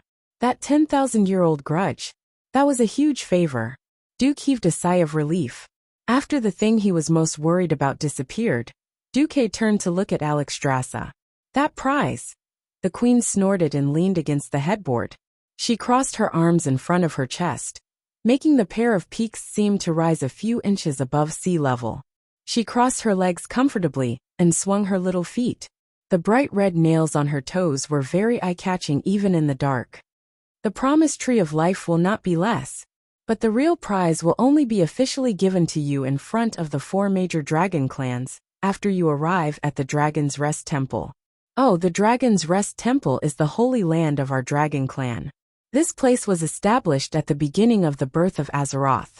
The queen snapped her fingers, and a fiery red light quickly flew over and disappeared between her eyebrows. Duque was slightly stunned. This was the spatial coordinates of the Dragon's Rest Temple, located on the northern ice continent of the world of Azeroth. With it, he could directly open the teleportation door and go there. The coordinates of Northrend? I seem to be able to do something. While Duque was thinking, the queen continued to speak. I wanted you to come directly. However, I discussed it with the other dragons. The fall of Nesario is such a huge matter that we can't just end it like that. After Maligos has vented his anger, the 4 dragons will hold a solemn ceremony to nail Nesario's head to the temple. This is not only a declaration to the entire world, but also a warning to all the dragons with the fate of the traitors. Never abandon your duty and never forget your original intentions. Duque sighed. It had been hard on these adorable dragon aspects for more than 20,000 years. Even though 4 of the 5 great dragon kings had tragically fallen in the original history, the more Duque integrated into this world, the more he felt that these dragon aspects had not had it easy. Alexstrasza did a carp flip and bounced up. She walked to the balcony and casually flipped her fiery red hair. The moonlight shone on her shoulder-length red hair, making people feel as if she was bathing in flames. Yo, you must be tired tonight. I'll be leaving first. Wait, Duque suddenly said. Can you tell me what your prize is? This makes my heart itch. Duque also knew that asking what the prize was in advance would make him less expectant. But he was itching to know. Alexstrasza smiled brightly. Do you really want to know? All right then, beg me. Duque bared his teeth. Damn it, do you think it's easy for me? Not only did I rescue you, but I also helped you get rid of your nemesis, Nesario. I was so ruthless that I didn't even care if there would be a cataclysm in the future. Are you still King kidding me? Duque put on a serious face, put his hands behind his back, and looked up. There was only the moonlight in his eyes. Who knew that Alexstrasza, the enthusiastic and familiar person, would come over and hug Duque? Her fiery red lips parted slightly, and she blew hot air on Duque's earlobe with a hint of alcohol. I hate tragedies the most. Seeing 2 beautiful elven girls with a lifespan of thousands of years have to have a passionate but short-lived love with a short-lived human who only has a lifespan of 100 years makes me very unhappy. Duque's heart suddenly jumped. His heartbeat was so intense that he didn't even notice that he had stopped breathing. Suddenly, Alexstrasza let go of Duque and did a gorgeous 360-degree turn in front of Duque. Her left hand was on her waist. She raised her right hand, and her elbow was level with her lower abdomen. Her jade-like hand formed a beautiful arc, and her slender jade-like finger pointed at her collarbone above her right chest. There was an indescribable arrogance and coldness in the queen's expression. Who do you think I am? I am the life-giver Alexstrasza. Hiss. Duque finally remembered to breathe. He took a deep breath of cold air. He wanted to calm himself down and listen to the next announcement from the queen. The queen proudly raised her right hand. Her beautiful face that was surrounded by fiery red showed an expression that wasn't a smile. Suddenly, a green ball of light shot out from her fingertip and sank into Duque's chest. It's a pity that such an interesting human like you is bound by the limited physiological limits of a human. As a reward for saving me from imprisonment, I, the Red Dragon Queen Alexstrasza, hereby declare to the world of Azeroth that I will grant Duke Marcus eternal youth. As long as you are alive, your body will remain at its strongest state when you are 18 years old. Unless your head is cut off, even if you suffer a fatal injury in the eyes of ordinary people, the life energy I will grant you will slowly spread and heal all forms of your injuries. Eternal youth? Unlimited recovery? Originally, this reward was enough to make Duque ecstatic. There was an even bigger surprise to come. I declare, the Guardian of Time Nozdormu grants eternal life to Duque until the destruction of the world of Azeroth, or the destruction of the Dragon Slumber Temple. Not only you, Nozdormu will also grant you 7 spots of eternal life. You can choose to give them to your family, loved ones, friends, or anyone else that you think is suitable. Oh yes, Duque was really excited. It wasn't that he didn't think of getting benefits from Alexstrasza, but he really didn't think that he would have eternal life one day.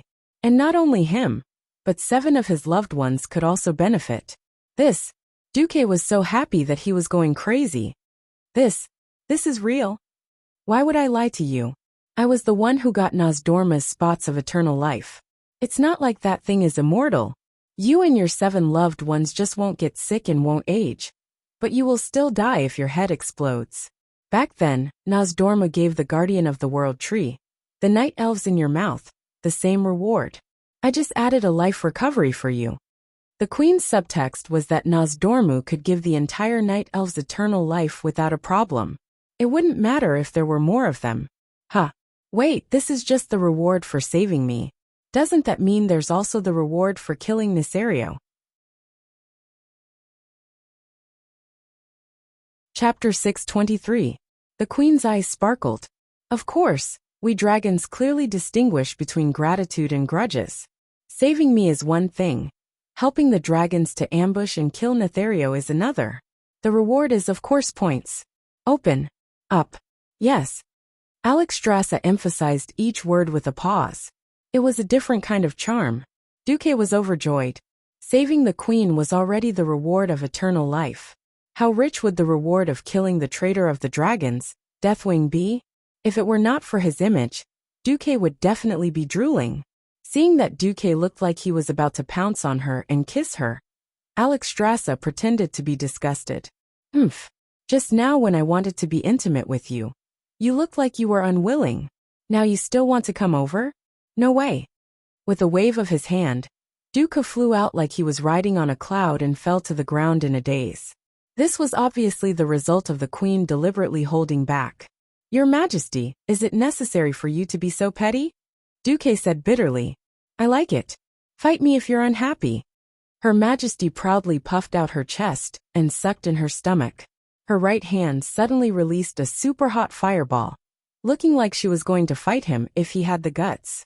Looking at the queen's proud breasts, Duque shamelessly raised his hands, as though he was surrendering.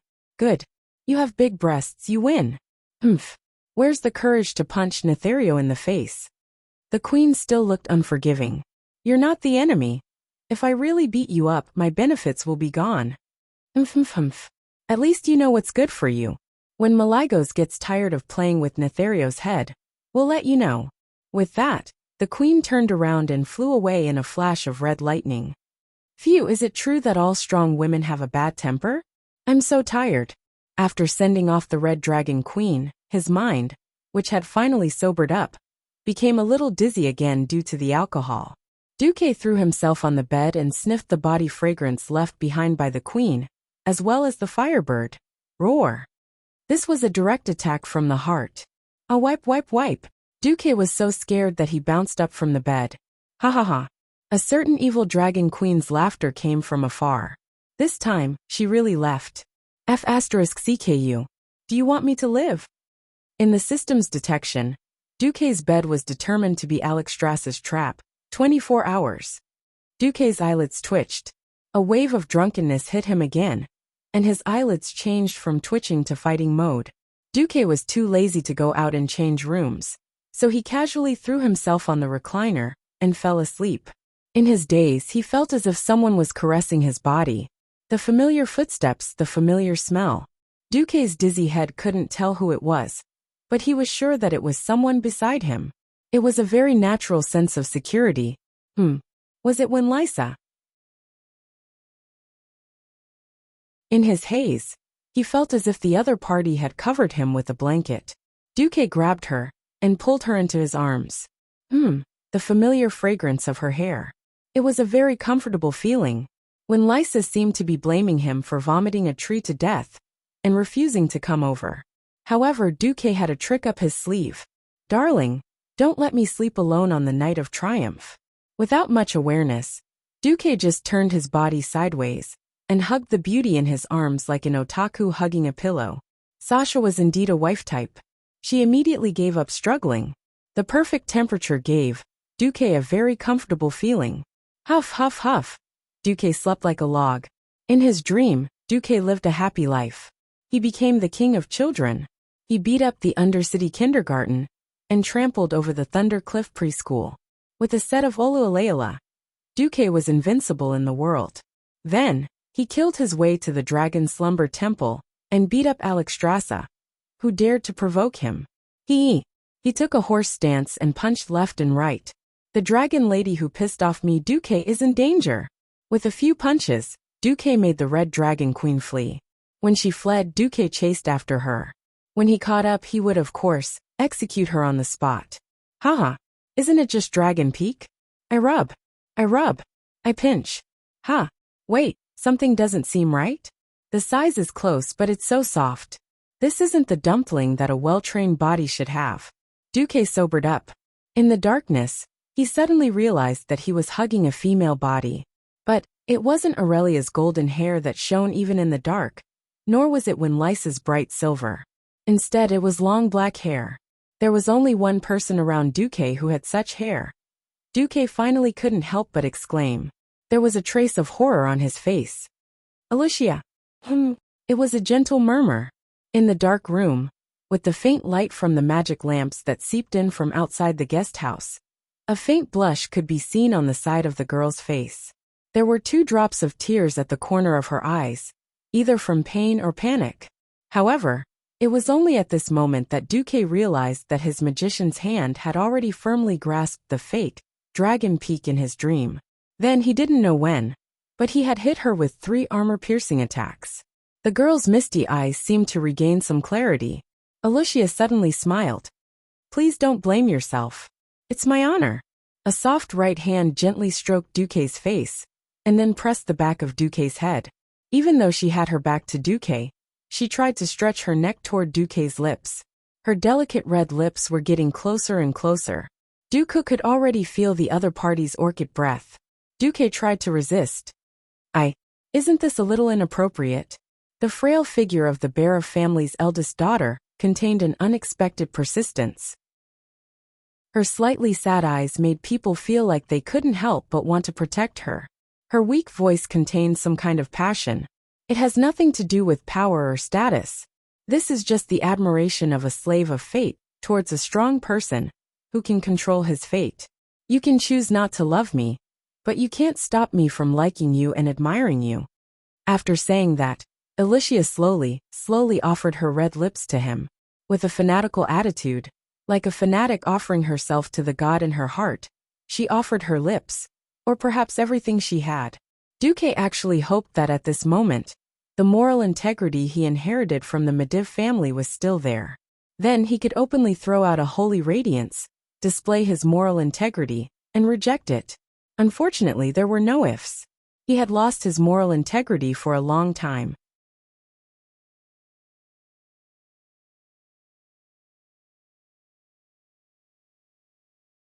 Chapter 624. Or rather, deep down in Duque's heart, he felt that this was the most natural outcome. For lips pressed against each other. It was unimaginable that Alicia, who had always felt weak, would take the initiative to attack. Her snake-like little tongue wantonly attacked in Duque's mouth. After a long time, their lips parted. To Duque's surprise, when Duque was about to counterattack, Alicia suddenly broke free. She seemed to want to generously show off her proud figure. But in the end, she shyly tidied up her clothes. Looking at the dumbfounded Duque, Alicia leaned over and gently kissed Duque's forehead like a chick pecking rice. I'm sorry, although I really want to give everything to you tonight. Today is the Alliance's victory day, the victory day of my hero, Duke Marcus. Everything should be perfect for you today. I know Sister Aurelia. She is very proud. But in the face of her love for you, she can let go of her pride. Sister Sasha is the same. She may be sad that you vomited a tree to death, but she will definitely come. It's not good to let a little admirer, like me, disturb the perfection of this sacred day.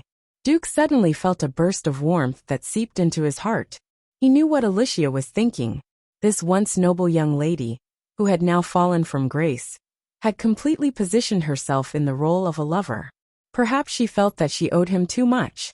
Or perhaps she felt that she was not worthy of him. Duque did not know if his parents gave her unnecessary pressure, but he could clearly feel that this gentle and sensitive woman was actually a little woman who longed for love and the nourishment of family. Duque rubbed his head, stood up, and stepped forward to reach out his hand. Alicia took a step back as if she was frightened. She whispered weakly, I can't. Not today. Duque did not care. He reached out again, and Alicia retreated again. This time, Duque directly flashed and hugged Alicia from behind. Duque, idiot, do you think you won't be discovered if you leave now? Maybe this is a beautiful mistake, but I think we should talk about it, right? Aurelia, Windsor, trying to have a secret affair under the eyes of two ranger heroes, who were the best at tracking, was just courting death. To be honest, Duque did not know how to face Alicia, who had suddenly barged into his emotional world. As a transmigrator with no moral integrity, he did have a magnificent dream of a harem, but in reality, he did not know how to deal with this kind of thing. In terms of war, he was the strongest king. When it came to relationships, he was all-mouthy king. That's right, he was indeed someone who loved to fantasize. He couldn't wait to dominate all the beauties in the world and become the only male lead in a 10-terabyte romantic action movie. But deep down, he was just an inexperienced engineering student in the field of love. He could predict that the Windrunner sisters must be nearby and would eavesdrop. The funny thing was, after calling his lovers over with great generosity, looking at the two well-dressed lovers with bitter expressions on their faces, Duque became at a loss.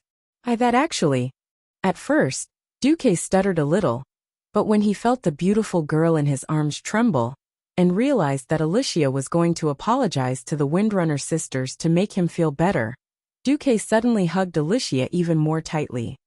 Alicia is so pitiful like this. Anyway, I'm a bastard for making you sad. I'm also a big bastard for making Alicia sad. Then I'll simply announce that I want to have a harem, and take her in as well. What about it? Duque said resolutely. Silence. Dead silence. Dead silence. The air was simply frozen. Alicia could not believe her ears. She had thought of countless possibilities, such as becoming Duque's secret lover, or being firmly rejected and so on.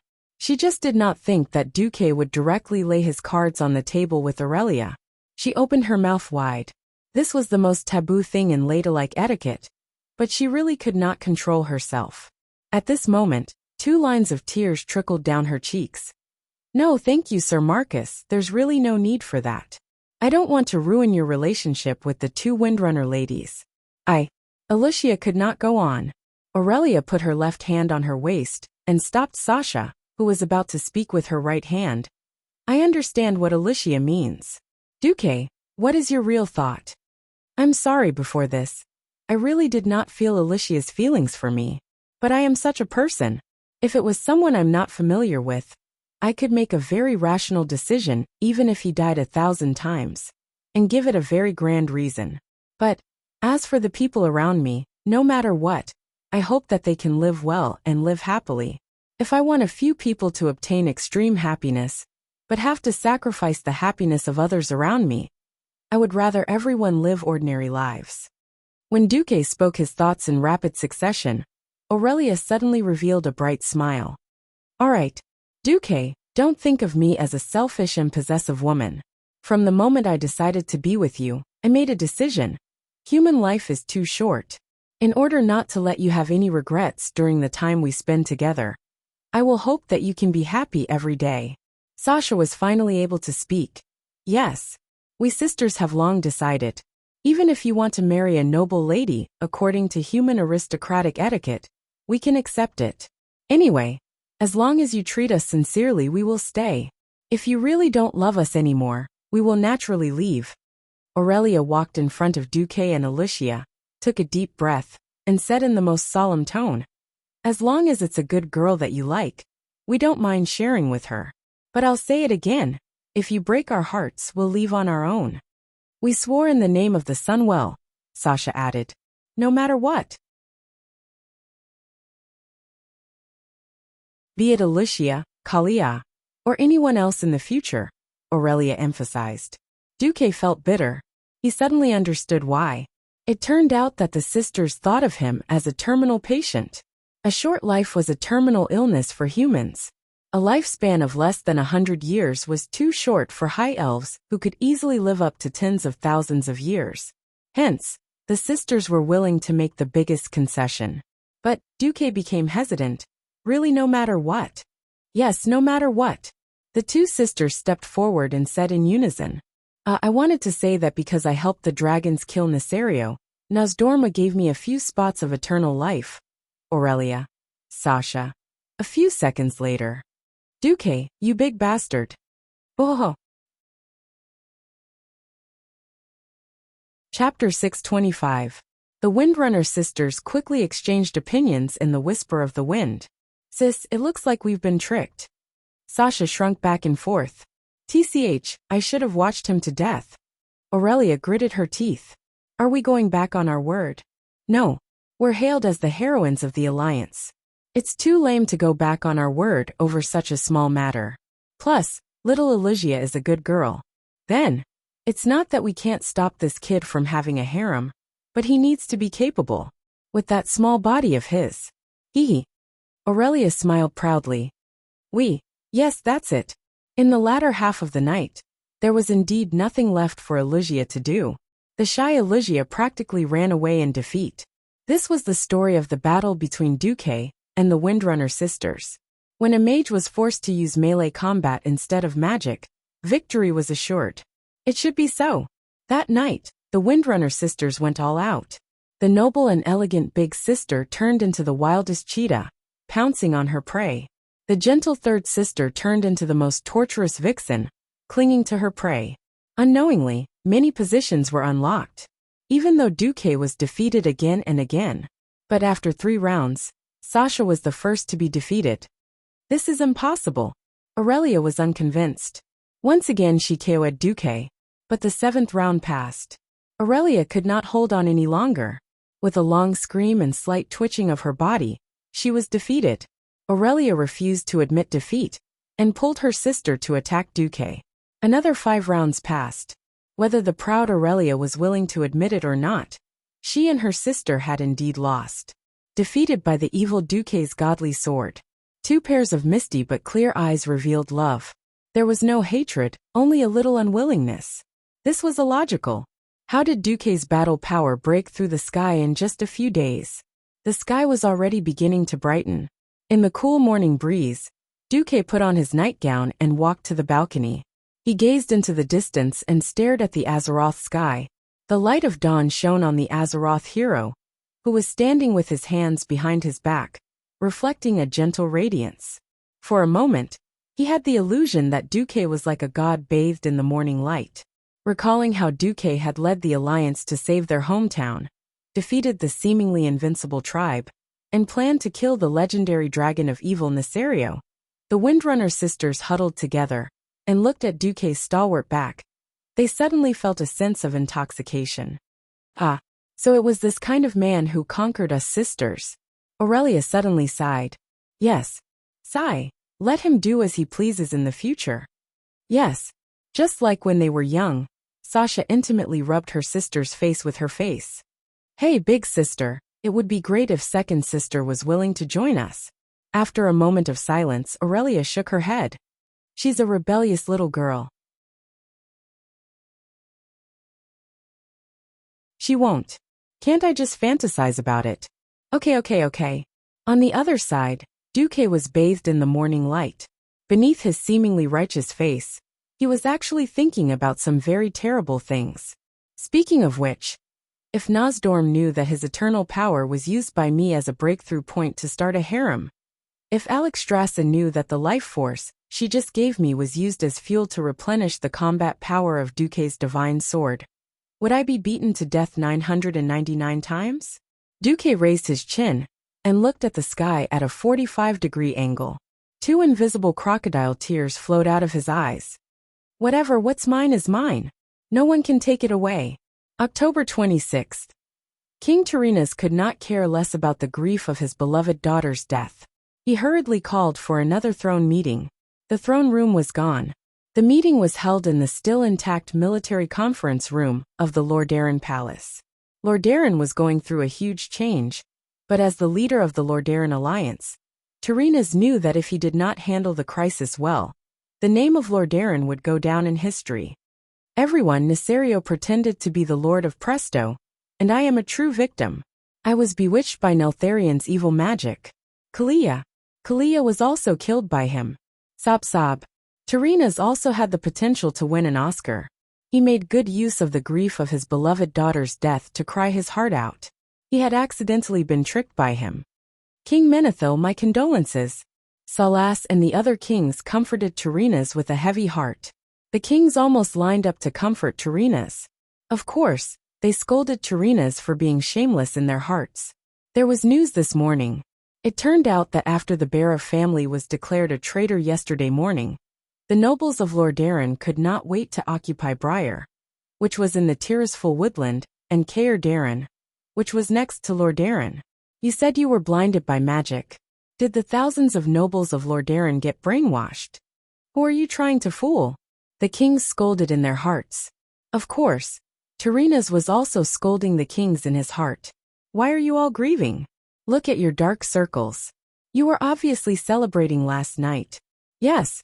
Apart from Antonidas, who refused to drink, only Duque looked normal. He did not even have dark circles under his eyes.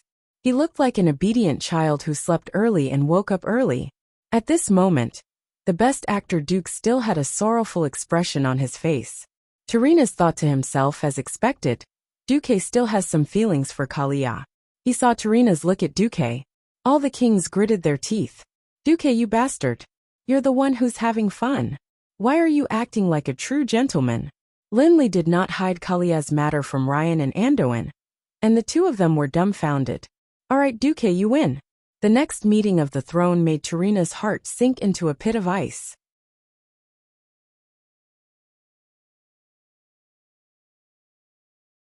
He did not expect the situation to change overnight.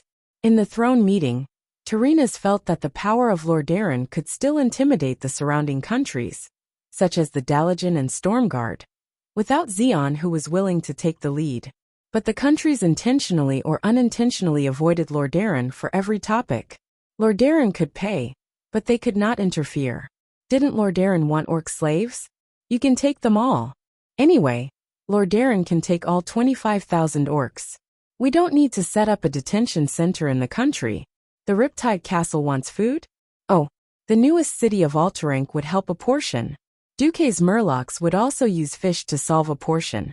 The Western Wilderness could also provide some. Yes, problem solved.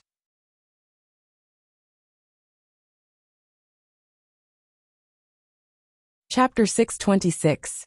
When Rotterdam expressed its opinion on whether there was a need to build a watchtower, all the countries here eagerly agreed and sent their most elite troops. The dwarves and gnomes contributed to the construction of the railway, while the Stormwind Kingdom contributed the most infantry. Tyrrhenas didn't even understand what a train was, but they were already voting for it. At the end of the day, the group of kings only recited what they had discussed last night like reciting a book. After a few rounds, it was settled. Looking at the overwhelming atmosphere in the alliance, they didn't even need to vote. In front of the absolute majority, the 2 votes of the leader were useless. Tyrrhenas couldn't suppress his anger at all. This was betrayal. This was a collective rebellion. Lordaeron's power. Lordaeron's right to speak. In one night, it was completely taken away. At this moment, Tyrrhenas even wanted to disband the alliance. But he couldn't say no. They didn't leave the alliance, and the countries were discussing serious matters within the framework of the alliance. The alliance was founded on freedom and equality, and they didn't do anything wrong. They just didn't bring Lordaeron to play. At the end of the morning's meeting, more than 20 military and trade agreements had been approved. Tyrrhenas felt like he was a voting machine that was in charge of voting for the agreement. Of course, Tyrrhenas vetoed all the projects that might cost a lot. Since there were no benefits, Lordaeron didn't want to be the rich guy. Tyrrhenas made a decision. He wanted to see who the leader of the newly formed Alterac city was. If he could rope him in, the throne meeting ended, and most of the kings got what they wanted. At night, the banquet was filled with joy. Late at night, when the banquet ended, the 8 leaders of the alliance lined up in a row, and the tragedy of using vomit to harm the saplings was repeated again. But late at night, in the guest house of Stormwind City, the 3 leaders of Stormwind City gathered again after washing up. Are we just going to take away Tyrrhenas's power without leaving the alliance? Lang expressed his doubts. Duque asked. Today, a bunch of kingdoms are unhappy with the leader's decision and immediately leave the alliance and form a new alliance. How many kingdoms would be dissatisfied with a certain policy the next day? Would they be able to establish a third alliance? I'm only doing this to force Tyrrhenas to give up the idea of treating the leader as a ruler, and force Rotterdam to join the alliance like a true ally. Anduin shrugged. Force? I don't think Tyrrhenas will succumb that easily. The land of Rotterdam is vast. At most, they can just seal themselves up like Kuel Salas's long ears. Of course, the 2 countries are different. After all, there is no Warsong clan or Grom Hellscream in the Elven realm. If it were him, even Anduin would have to kneel if he wasn't careful. The current Mograine is no match for him. Anduin shrugged and had to agree. Mograine might not lose to Grom in terms of martial arts, but the difference in weapons and strength was too great. If he hadn't arrived in time, Lordaeron could have held a state funeral for Mograine. In winter, the Warsong beast men who lack food will naturally run out from the depths of Tearsful Forest to cause trouble. Grom isn't stupid. He won't mess with the rangers of Kuel Salas. Ryan and Anduin laughed shamelessly at the thought that the only troop in the entire human world that could fight against the Warsong beastmen was in Duke's hands. When spring comes next year, when our newly popularized farming tools come in handy, the Rotterdam Kingdom will naturally return to the negotiating table. Lang was slightly stunned, but he quickly nodded. He really didn't know what Duque's brain was made of. Not only was he good at commanding troops, he was also a genius in magic, and he even had a knack for machinery. The new farming tool that he had brought out tonight had shocked the ministers in charge of agriculture. It was a brand new double-sided plow. Even if it was only single-sided, it was more than 5 times more reliable and flexible than the traditional single-sided plow. What was even more amazing was that the double-sided plow could be used to plow in both directions, and it could freely rotate at a 45-degree angle. The material of the plow was made of steel, and it was more durable than the traditional pig iron plow. The screw at the top of the plow nozzle was longer, and the length of the plow maintained a fixed distance, making the entire plow look rounder. If they didn't know that Duque was a mage, they would really think that Duque was an old expert who had been immersed in agriculture for decades. Food had never been valued by the nobles of the various countries, but after the 2 years of war and the depletion of almost all their food reserves, almost every king's eyes lit up at the sight of new technology related to food. Even though Duke had only asked Jurban to make a prototype in half a day, when they saw how this new double-sided plow easily turned the frozen garden upside down, and when they were told that it had to be made by the dwarves, the big shots of the various countries immediately clenched their teeth and placed their bets. The orders that came flying in like snowflakes made Magni and Jurban faint from joy. Duque was very happy too. According to the contract, he, as the inventor, could take 1/3 of the price of each plow as a patent fee. It wasn't just a double-sided plow, but also a water wheel, a water-powered mill, a water-powered iron mill, and a whole bunch of other things. It could be foreseen how much manpower could be saved when all these things were popularized. The big shots of the Alliance had all seen the power of the double-sided plow, but as for the things that only existed on the blueprints, everyone was still skeptical. Out of respect for Duke Ku, he had reserved a batch of them. Lang was the only one who fully supported Duque. Next year, Stormwind would taste the sweetness. Duque knew very well that the shortage of manpower after the war would be made up for in one fell swoop with his black technology. This was also why Stormwind dared to send 80,000 soldiers to guard the Door of Darkness. Duque continued, "The purpose of an alliance is to negotiate and fight for the same goal. Countries that insist on isolationism will definitely be heavily injured, or even devoured by the new crisis. Only by staying within the framework of the alliance will there be true unity. The new crisis you speak of is..." Lothar was more concerned about this. "Recently, my men have been interrogating the orc captives, and I've heard some unsettling news. The orc demigod warlock Gul'dan has an extraordinarily powerful master called Nazul." "I've heard of this name." Andoin recalled the report from MI7. It was necessary to interrogate the important figures of the orc captives. It was even better that Lothar had heard of it. Duque began to make up a story. It was news from an orc that was about to die. That guy died right after he finished speaking, but I think it's quite believable. Gul'dan first studied under the first shaman of the Shadowmoon clan, Nazul.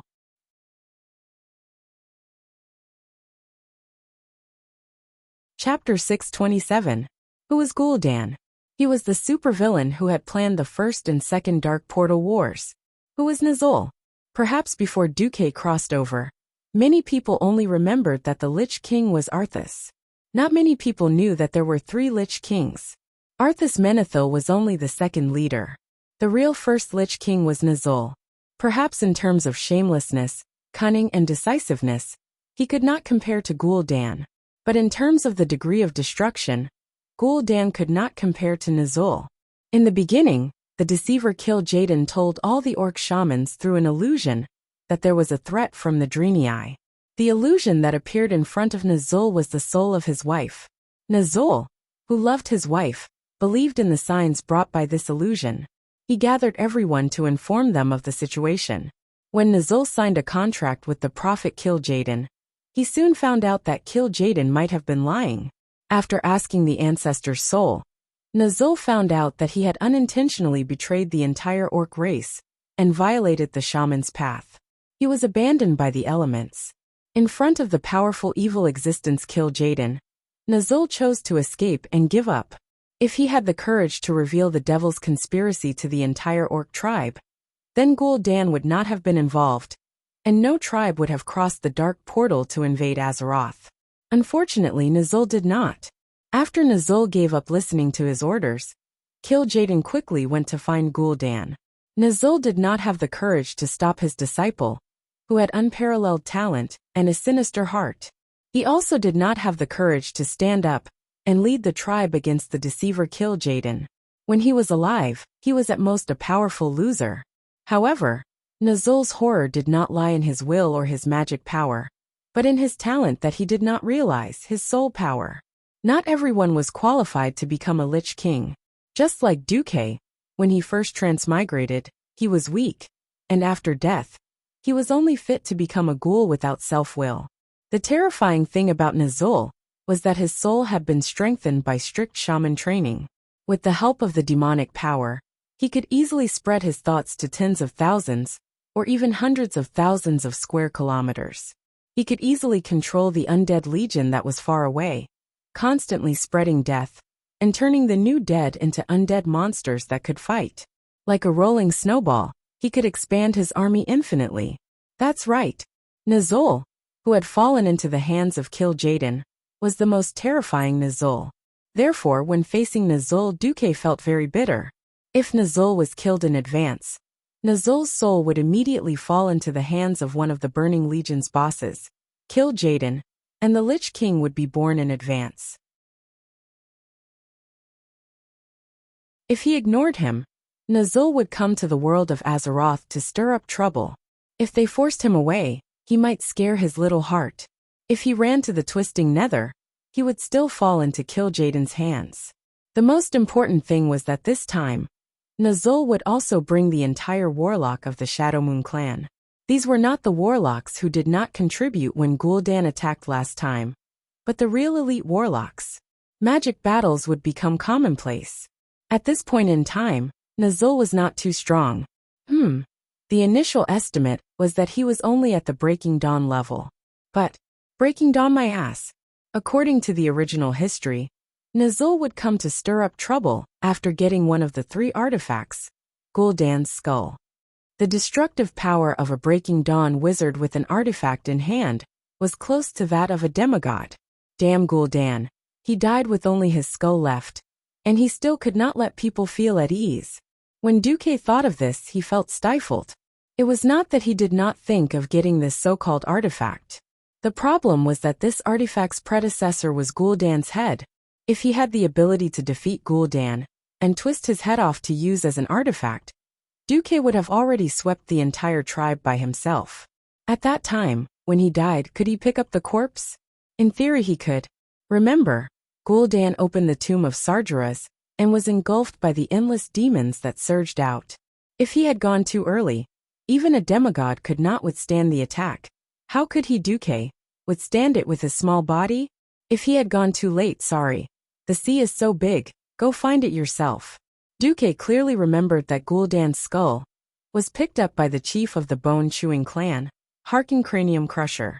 But when did this guy go through the dark portal and roll back to planet Draenor? There was no record at all.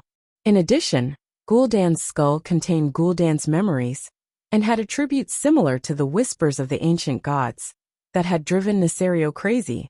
What artifact? It was clearly a magic artifact.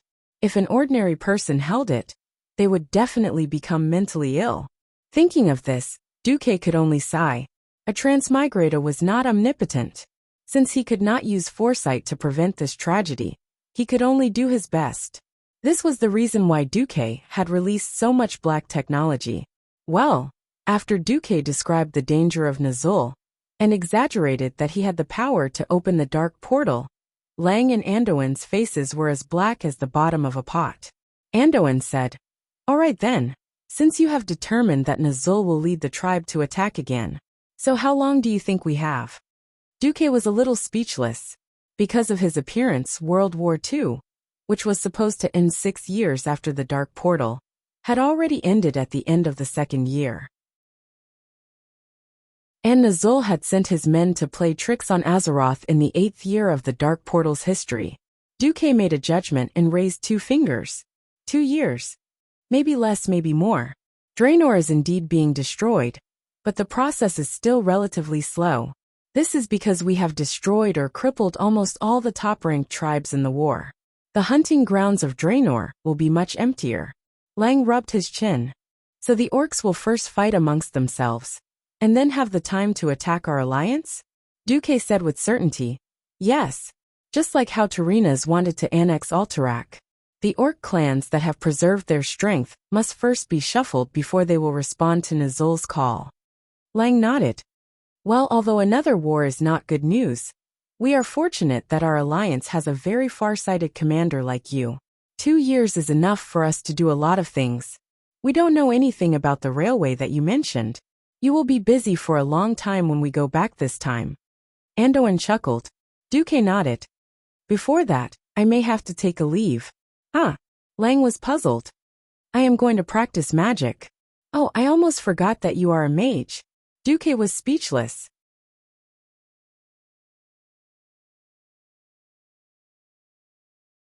Chapter 628.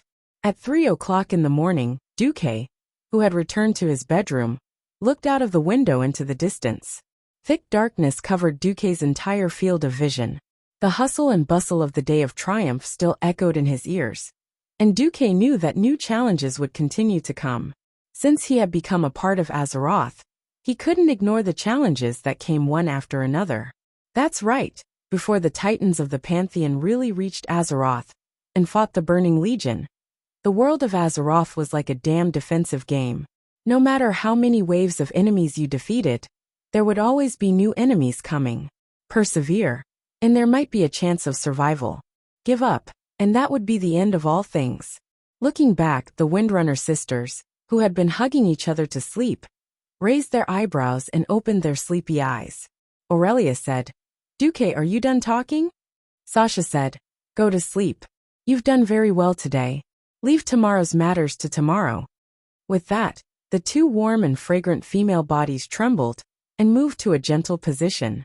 Duque smiled and lay down, hugging Sasha on his left and Aurelia on his right. If there were no future crises, this would already be a perfect life. In his heart, Duque said to himself, "Yes, the people I love, the people I cherish, the world I love. This is what I'm fighting for in Azeroth." In the following days, Duque was very busy. Whether it was coordinating post-war reconstruction with the various countries, discussing with the dwarves how to modify various farm tools, or carrying out his railway plan. Time: December 31st, 2 years after entering the Dark Portal. The news that Duque had been waiting for came. Alexstras's magic transmission. Okay, that guy Malygos has finally gone crazy enough. That guy froze Nesario's head, then took him to the place where the Blue Dragon Legion was annihilated. After crying and laughing for a long time, he was finally willing to take the traitor's head back. Duque held his forehead and smiled bitterly. His wife and all his children were killed, and he couldn't take revenge for 10,000 years. Anyone would probably go crazy. How much rationality a fellow like Malygos could regain was already the result of the dragons burning incense and praying to Buddha. However, Duque couldn't help but sigh at the thought of the Blue Dragon King's crazy actions in the future. As for Malygos, Duque could only take advantage of him. When will the celebration of the Dragon Sleep Shrine be held? Come to Dragonbone Wasteland at 9 o'clock in the morning on the 1st of January. Huh? Are you in such a hurry? The ceremony has been prepared for a long time. A large number of dragons from the other 3 races are waiting for that bastard Malygos. The queen gritted her teeth. That's right.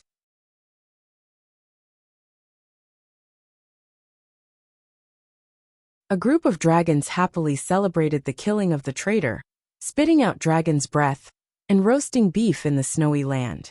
They waited for a long time, but the traitor's head did not appear.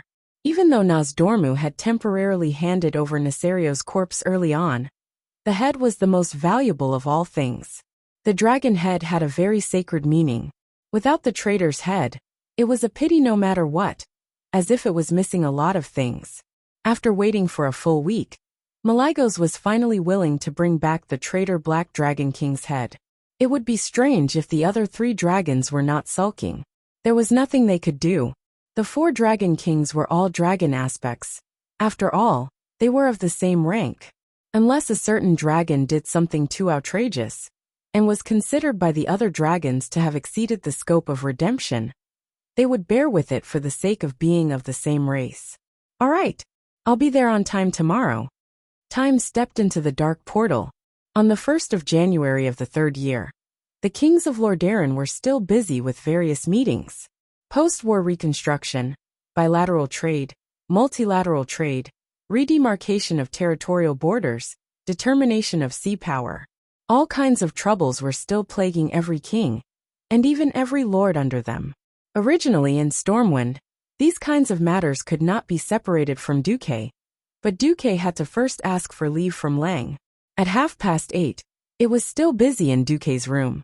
Even though Duque was the only one going to the Wyrmrest Shrine to attend the dragon race's celebration, It was as if the entire upper echelons of Stormwind were going to attend. Lang and Anduin were chatting in the corner of the room. Aurelia, who was dressed in a Green Ranger's outfit, crossed her arms in front of her abdomen and supported her elbows with her palms. She leaned against the wall, watching her sister and Elysia fiddle with Duke's clothes. Duke, who looked like he had nothing to live for, and was already a useless cat, posed in the shape of a cross. He was extremely miserable, but he still had to look straight ahead. Let's add a belt? The mage robe is too floaty. Sasha held her chin and frowned. I think so too. It's spirited. Elysia nodded. Duke bared his teeth. Even if I dress well, will the dragons appreciate it? By the way, you guys woke me up at 7, and it's been an hour and a half. Are you still not done? Whether they appreciate it or not is another matter. The key is that you have to show your attitude. I've never heard of any human being entering the Wormrest Shrine in the past 10,000 years. Elysia, who had always been weak, unexpectedly voiced out her opinion. Duke couldn't help but complain in his heart. Do I have to tell you that the dragons will not be able to withstand the siege of the Wormrest Shrine in the future, and seek help from the other races to make the place as lively as a market? At this time, Aurelia added another stab. No, I've seen Her Majesty Alexstrasza in human attire. It's very fitting. Damn it. As long as a woman had a good figure and was good-looking, any man would find her to be pleasing to the eye if she wore a 3-point armor or something. Complaining was one thing, but Dooku could only obediently be his human clothes rack. After much effort, it was finally over. Duke set off with a wave of blessings. Almost as soon as he crossed the portal to the Dragonbone Wilderness, Duke froze like a dog. The coldness of the Dragonbone Wilderness in the extreme north of the continent was completely different from the coldness of the insignificant northern Lordaeron continent. It was like the winter in the south before transmigration, and the winter in Siberia. How could they be compared? Duke felt that he was about to freeze to death. Whoosh! A warm current rose from the magic circuit of phoenix flames, and almost at the same time, a warm fire elemental shield covered his body. It was not too hot, but it was very good to resist the biting cold of no scent. Duke finally came to his senses. It was Krasis. Welcome, my old friend. The tall Krasis came over and gave Duke a courteous hug. It turned out that the man and the dragon were just acquaintances. But after Duke rescued the Red Dragon Queen and plotted to kill Nesario, they became friends. Your Majesties will arrive in half an hour. Now let me introduce you to the representatives of the various races.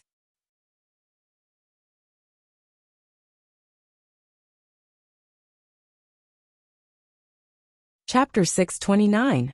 This is the ambassador of the Green Dragon Army, Lord Isarios. First, Krasis introduced a male high elf with golden hair and green armor. He was dressed like a druid. Hello, I'm Duke. Duke shook hands with the Lord. As a dragon, the human form was definitely not their original form. It was already very polite for them to shake hands with you in human form. Otherwise, you would only see their toes in their dragon form. Not to mention, Lord Isarios was one of the top male dragons in the Green Dragon Legion. His dragon back was as tall as a 3-story building. Hello, I'm Isarios. I'm sorry, but Her Majesty Isra asked me to tell you that the Emerald Dream has been corrupted. She can only send a spirit to attend the ceremony. When the problem is solved, she will personally thank you. I understand. Thank Her Majesty Isra for my kindness. Next, this is the ambassador of the Blue Dragon Army, Kalegos. Under Krasis' guidance, Duke easily spotted Kalegos. This was a dragon with dark blue hair and a human warrior's attire. He had the appearance of a human male. He was betrayed by Deathwing 10,000 years ago and was killed in the battle. In human form, Kalegos had a square and handsome face. It was hard to imagine the legendary deeds of this guy in the original history. He was shot down from the sky in Kuel Salis by the dwarves with muskets. He was controlled by a demon in the Sunwell and turned into the first boss of the Sunwell. He was killed by countless players over and over again. He was chased by the black dragons in the Cataclysm and went to seek refuge with Azhara. In the end, he found Azuragos, the old blue dragon who liked the soul healer. He was beaten up by the Twilight Dragon and the orange staff girl who supported him died. He was shot down by the Horde's airship during the Battle of Theramore. Deathwing instantly destroyed the Horde's airship. What made Duque accept it was that this guy actually became a dragon aspect in the original history. Of course, the biggest headache for countless players was that he would pick up Jaina in the future. If one's toughness could determine one's combat value, then this guy's toughness was 5. That's right. The term Battle 5 trash was referring to him. Seeing that Duque was a little embarrassed, Calegos was a little puzzled. Hello, Sir Marcus. What the hell? No, it's the first time we've met. I'm just not used to blue hair. Duque wasn't lying through his teeth. In anime, some female characters had long, flowing lake blue hair, and you would always feel that they were very beautiful, elegant, and beautiful. But in reality, if you saw a blue-haired girl, sorry, this feeling was like looking at a big bun with a tuft of moldy blue hair. It was as strange as it could get. If it weren't for Duque's high sense of humor, perhaps Duque would have already burst out laughing. To be fair, Calegos was a good-tempered fellow, but his standards were too low. He smiled. I'm sorry to make you uncomfortable, but I have a feeling that we'll meet again in the future. That's right. With the relationship between the hero and the boss? The third, where was the third ambassador? Following Crace's hand, Duque couldn't see anything. The muscles on Crace's face twitched, and he pressed down with his left hand that he had used to introduce himself. Okay, Duque finally saw it.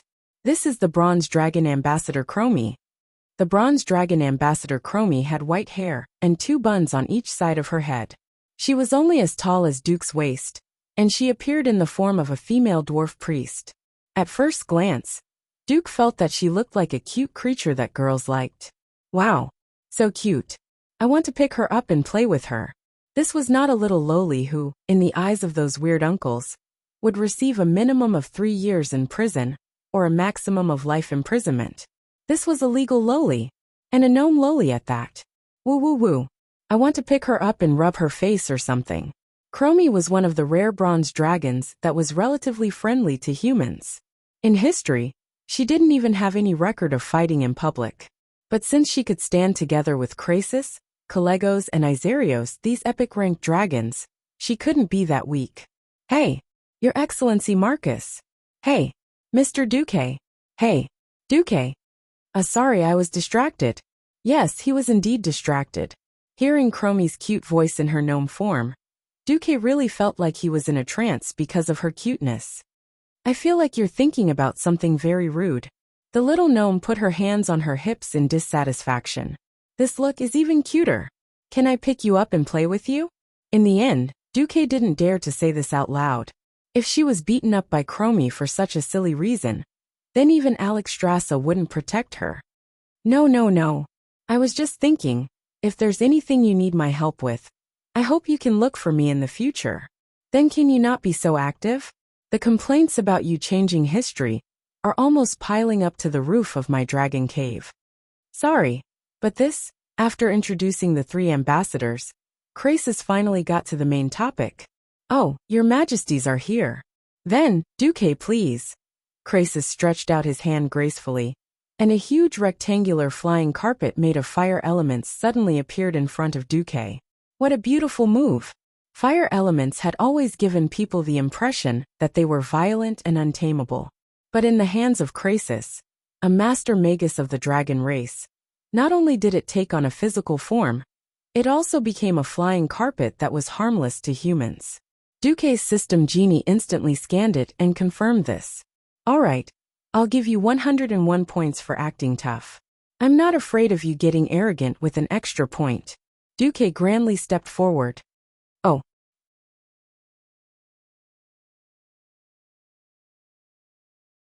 Calegos noticed that Duque had clearly seen through the mysteries of the flying carpet before stepping on it. This was strange. One had to know that Duque was only a morning star wizard. How could he have such good eyesight? Forget ordinary mortals. Even a radiant moon great wizard would feel weak at the sight of this. But Duque, good eyesight, good spirit, good courage. Calegos couldn't help but have a higher opinion of Duque. Stepping on the flying carpet, One guest and 4 hosts followed it at high speed towards the dragon's slumber shrine. Under normal circumstances, just the bone-chilling wind that blew over would be enough to freeze them. Under Crassus's fire elemental force, not only was the biting cold air chased to one side, but even the chilly wind that blew towards them was dispersed. The warm wind was as comfortable as taking a stroll in the fields in autumn.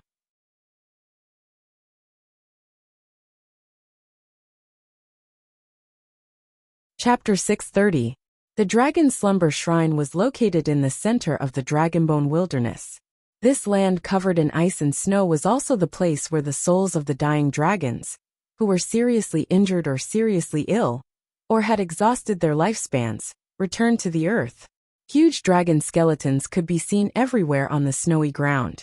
If these incomparably hard dragon skeletons were to flow into the human world, it would undoubtedly be a huge fortune that would attract the covetous eyes of countless powerhouses. However, here, it was only an ornament that inevitably existed in the dragon graveyard. Close.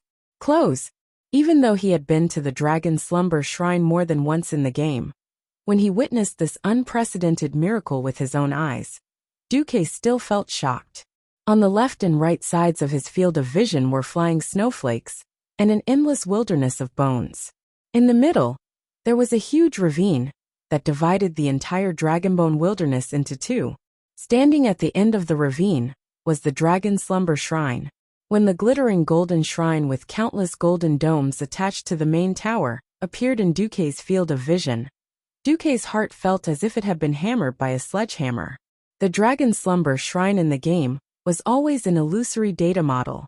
If there was a word to describe the Dragon Slumber Shrine that Duque saw with his true eye, he could only think of one word: miracle. On the flying carpet, Duque and his party slowly approached the main entrance of the Dragon Slumber Shrine. On both sides of the main entrance stood a row of Dragonians. Dragonians had different colored skin, and apart from standing in human form, there was not a single part of their body that resembled a human. They had a terrifying physique that would make mortals feel oppressed just by standing in front of them.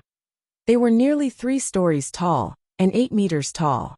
They held a huge metal spear in one hand and a huge hammer that could be used as an iron felt by humans. They wore heavy armor that even the strongest warhorse could not carry, and stood majestically on both sides of the main entrance. Not only them, but there were also hundreds of young dragons that were guardians of the shrine hovering in the air on both sides of the main entrance. Every 100 young dragons formed a row, and there were 6 rows on both sides of the air, in an inverted trapezoid shape. Be that as it may, even the burly Draconid or the young dragon guardian, whose body was as massive as a temple, were as insignificant as ants in front of the huge arched door that easily surpassed the edge of Duque's vision. According to the system elf's judgment, the width of the arched door was 512 meters, and the height was an unimaginable 1024 meters. This was the true giant door that the 5 dragon aspects had not felt crowded when they entered at the same time. Even by the standards of the dragon clan, this was undoubtedly a super door. If Duque were to walk, it would take him at least an hour to climb up the steps of the main entrance and step into the huge main entrance. Duque's lungs were filled with cold air, not because of the weather, but because of the shock. He didn't even have the time to look at the relief sculptures on the roof and the huge pillars. Just looking at the roof of the Dragon Slumber Shrine that seemed to cover the entire sky, even a transmigrator like him, who had seen the world, couldn't help but want to worship this miraculous building. This was not something that science could do. From this, it could be deduced how amazing the power of the titans of creation was. Anglodus is mighty. A string of draconic words echoed in the shrine. With the help of the translator, Duque was shocked to find that it was a giant dragon reciting Duque's deeds.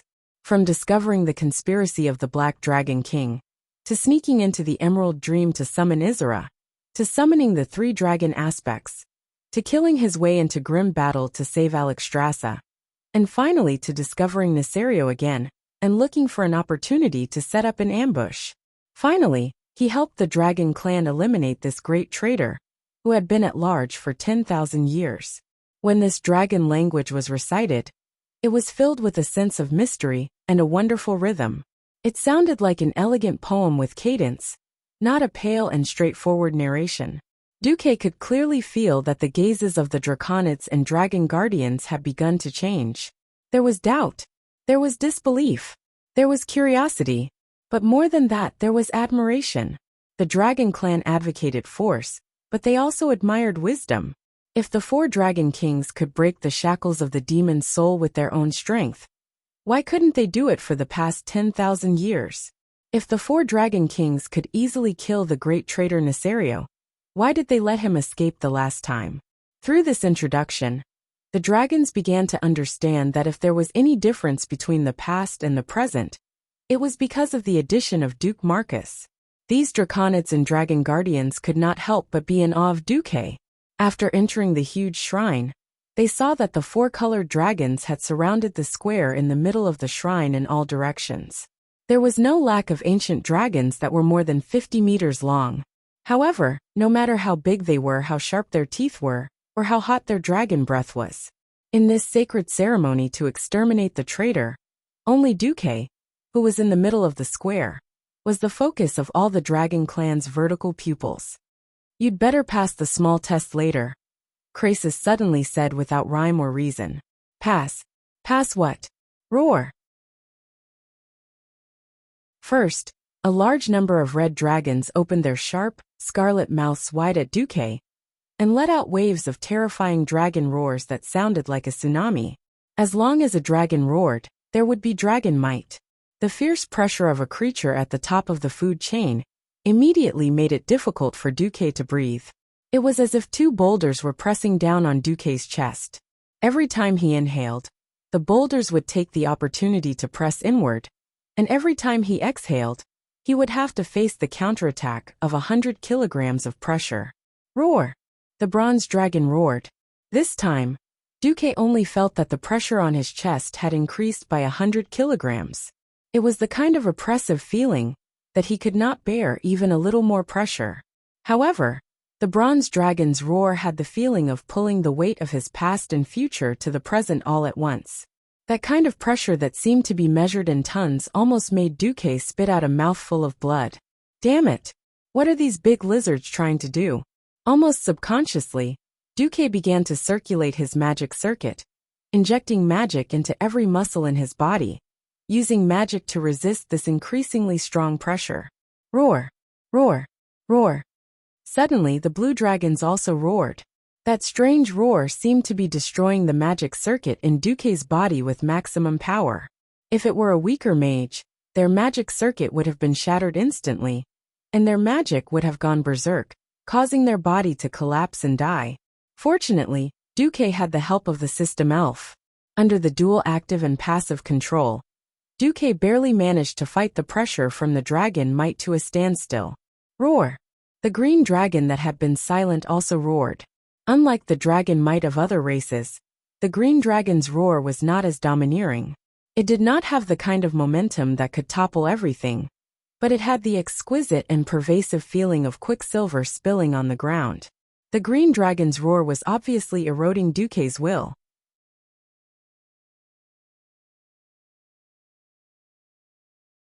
Chapter 631. Duque felt like he was in a trance. If his willpower had been divided into 2 levels before, his would still be his, and the system elf would still be the system elf. But now, what he felt was that the Firebird's might of the 4-colored dragons was like a hammer, pounding on the core of the subway. Hammering with willpower, while constantly hammering at Duque's will, it also led to the sublimation of Duque's spiritual domain. And sublimation only needed an opportunity. Duque was not a native of Azeroth. He had not experienced a childhood where he had to deal with wolves and murlocs, even in the supposedly most peaceful elven forest. He was just a college animal who grew up in a big city. This lack of experience made him destined to have a slightly weaker psychological endurance in the face of danger and pressure in battle. For example, he was always easily hit by the warlock's fear. Duque also had his advantages. He was a transmigrator who remembered the general situation. The experience of looking at the overall situation, as an outsider, gave him a sense of superiority that the natives could never understand. This mentality of standing at the top of the ecological chain and looking down like a god was his trump card. Duque suddenly became angry. You, me, this, bit, small, dragon, forget, me, root, onion, I am Duque. I am Duque who rose from nothing to become a hero of the Alliance and sat in the position of commander.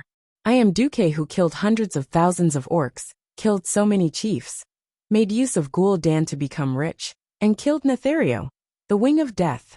I am Duque who is determined to use Ragnaros, the King of Flames, as a lighter, and break and purify the Lich King's Frostmourne to use as an air conditioner in the future. The one and only Duque in the world. You little dragons who are only worthy of EXP actually dare to shout at me? Laugh. Words. Dragons might, right? Then don't blame me for being rude. System Elf attack. It was a seemingly ordinary snort, but in the ears of the dragon race, it had a different meaning. The magic circuits in Duque's body were already a little chaotic, and the elements in the air seemed to have sensed Duque's aura and suddenly trembled. In the blink of an eye, the elements in the air appeared in 4 different colors and turned into 4 magic blades that could be seen by the naked eye. They slashed in all directions like lightning. At the same time, the magical elements that contained some kind of mysterious power suddenly flashed. Like waves stacking on top of each other, they rose to an even higher peak, bursting with endless power.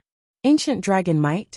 When the 4 types of magic radiance that corresponded to the 4-color dragon race slashed down, the young dragons were immediately scared out of their wits. Never in their wildest dreams would they have imagined that a mere human like Duque would actually be able to release an awe-inspiring might that rivaled that of an ancient colossal dragon. When the magic blade slashed down, they only felt one thing: death. Oh! The 3 dragon kings on the highest floor of the Dragon Slumber Godly Palace looked surprised at the same time. If it were the dragon ambassadors beside Duque, they would be horrified. Gee! The magic blade that Duque counterattacked was too fast. It was so fast that it almost flashed by, and the strange and mysterious power contained within it even disappeared in an instant. However, in the eyes of these young dragons and dragonians, they saw a completely different scene. When the light that corresponded to their race's skin color slashed down, blood immediately gushed out of their necks. Be it dragon scales, dragon skin, or even the hardest dragon bones that could block most sharp weapons in the world, they were all slashed in half. Their heads shot up into the sky, and their bodies slumped to the ground. The blood of the dragons stained the sacred dragon slumber. I'm dead?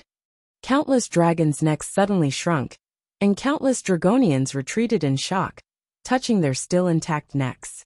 Was that an illusion? Although the blade radiance that was made of this aura only flashed for a moment, it was enough to scare every dragon out of their wits. In an instant, the entire Dragon Slumber Godly Palace trembled, and it was the reflection of the dragons retreating. How could there be such a terrifying person who made tens of thousands of dragonians and thousands of young dragons feel the illusion of being killed with just his aura? Just recalling that feeling made them feel cold and weak all over. Every dragon and dragonian asked themselves, is this Duke Marcus telling us that he can kill us if he wants to? At this moment, seeing the exaggerated scene of tens of thousands of dragons bowing down, Krasis and the 3 dragon ambassadors beside Duque showed expressions of awe. How breathtaking! Congratulations. Congratulations. For humans, it's perfect. Duque was a little confused. I pass, right? Then what is this? This is something we've all experienced. Of course, it's not as perfect as yours. You'll know after the ceremony. Krasis continued to whet Duque's appetite. Okay, you can now go to the highest floor to watch the ceremony. Duque was speechless. Of course, he knew that the Dragon Slumber Godly Palace was also divided into upper, middle, and lower floors. But he didn't know that these big lizards were so cunning. They asked him to watch the ceremony, but didn't say which floor he would go to. It was still that fiery red flying carpet, and Duque and the others were lifted out of the Godly Palace again, spiraling toward the highest floor of the Godly Palace. Finally, at the highest floor, Duque saw the 3 dragon kings in human form. Alexstrasza was the first to greet him. Good job. Maligos was a little dissatisfied. This human kid secretly learned the dragon soul method. Nozdormu was disdainful. So what? Duque smiled bitterly. Right. So what? With the help of the platinum disc in his hand, which was a fragment of the dragon soul, he used the system to analyze part of the composition principle, and even the formula similar to Firebird. However, the power of the magic simulation of the dragon's roar was limited. After all, he was not a real dragon aspect, and did not have a real dragon soul. Naturally, it was impossible for him to have the kind of terrifying power that could make thousands of dragons bow to him. At best, the power he exuded was similar to that of a 10,000-year-old dragon. It was okay to scare the small fry, but it was completely ineffective against a dragon of Krasis level. The Red Dragon Queen puffed out her chest proudly. In any case, Duque, the human hero who saved me from the dark prison, has proven his courage. He is qualified to stand here and watch the end of Nesario. End. Wasn't Nesario dead? Just as Duque was a little puzzled, the remains of Nesario suddenly appeared in the void in the middle of the highest floor of the godly palace, which was like a garden pavilion, completely open, and supported by several huge stone pillars.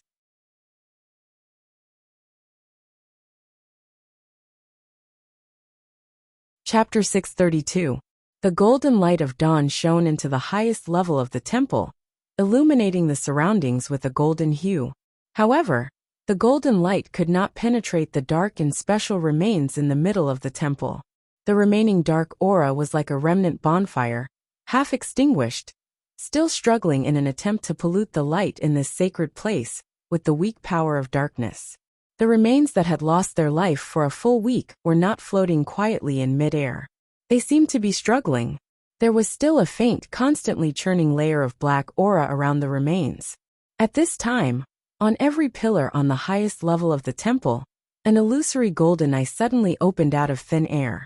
Duque could clearly feel the countless gazes from the few golden eyes that were focused on him. This was the dragon race's mage eye. Not every dragon or dragon man was qualified to watch the ceremony at the highest level of the temple. In this way, they quietly watched the end of Neltharion. Under the watchful eyes of all the dragon descendants, a sphere shining with a strange light appeared outside Nesario's remains that were suspended in midair at the highest level. Like a horizontal line on the horizon, it divided the entire sphere into two. The upper half was gold that refracted the light of dawn, and the lower half was black like the distant starry sky. Whether it was the warm and genial golden light above, or the deathly still black below, they both gave people the feeling that these two kinds of light represented the world. Duque suddenly realized that the line was the boundary between life and death. A few cracks soon appeared on the sphere, and from time to time, small fragments peeled off the sphere with a slight tremor and dissipated into the air. The vibration of Nesario's remains suddenly became more intense, and a dragon's roar filled with endless hatred and resentment suddenly shook the entire temple. The voice of Nesario's soul actually sounded in the entire temple. Roar! No one can judge me. I am the supreme king of the dragon race. I am the purifier of the world. I am the only ruler of the new world. The dragon's remains floating in midair changed with the burst of sound waves. The separated dragon head and the ragged broken neck kept colliding, as if trying to recombine. The huge black dragon head seemed to want to return to its original position, but no matter how hard it tried, it could not do so. Either the broken spine stabbed into the dragon's chin, or the dragon head rested on the shoulder next to its neck. Nesario seemed to be in great pain. He screamed and his body rolled. His dragon wings opened their hooked claws, as if he wanted to grab his head and make his body whole again. He was so furious that he kept cursing. He cursed the names of every dragon king, cursed Duque who plotted against him, cursed the dragon slumber shrine, and even cursed all living beings in the world. For a moment, Duque almost suspected that Nesario was really coming back to life.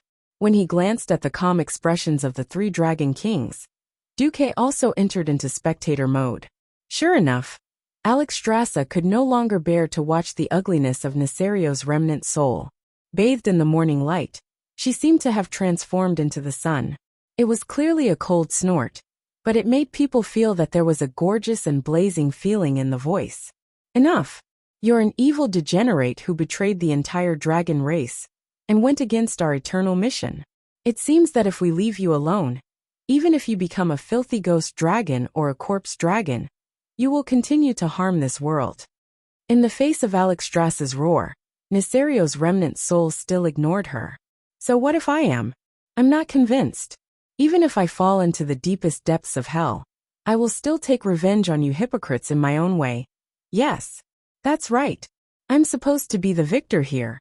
As long as I get your egg, I can create more new species of dragons. I can use my evil art to purify this world that has been occupied by the inferior races. The Red Dragon Queen was momentarily speechless. Neserio was indeed dead, but his soul had not completely dissipated. One of the important reasons why this dragon ceremony was held was to vent her anger and correct the views of the dragons and their descendants.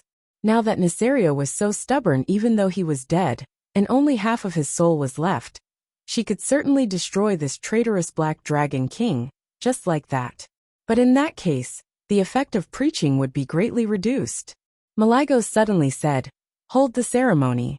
I've scolded him for 7 days and 7 nights, but he has no regrets." Nozdorma said, "I have no objections." But Alexstrasza wasn't willing. The traitor that she had fought against for 10,000 years was finally brought to justice. But this guy still looked like a spiritual warrior even in death. How could she vent her anger like this? How could the millions of dragon descendants vent their anger? Was this the result of fighting against the Black Dragon army for 10,000 years? No, absolutely not. At this time, the Red Dragon Queen suddenly thought of Duque. Yes, that kid has the most ideas. Duque was speechless when the Red Dragon Queen suddenly sent him a telepathic message. Yo, Duque, if you can help make that mad dragon confess or make a fool of himself, I'll owe you another big favor. It's a deal. Seeing that Duque agreed so readily, Alexstrasza really regretted it a little. Did she promise too easily? However, there were so many dragon descendants watching. If she destroyed Neserio's soul just like that, there might be more betrayals in the future. The queen gritted her teeth and accepted it. Duque said slowly, "Oh, Neserio, I can't help but pity you." Neserio's remnant soul laughed out loud. "Pity me? Haha, I'm the supreme one. Why should I let you pity me?" Duque shook his head and said, "Because you don't have anything. Even the idea of purifying the world and becoming the only master of Azeroth was brainwashed by the ancient god Inzoth. You're just a pitiful wretch who doesn't even have self-will." Neserio cursed, "Bullsh *T. You still don't want to admit it? That's the effect of the whispers of the ancient gods." Neserio insisted, "There's absolutely no such thing."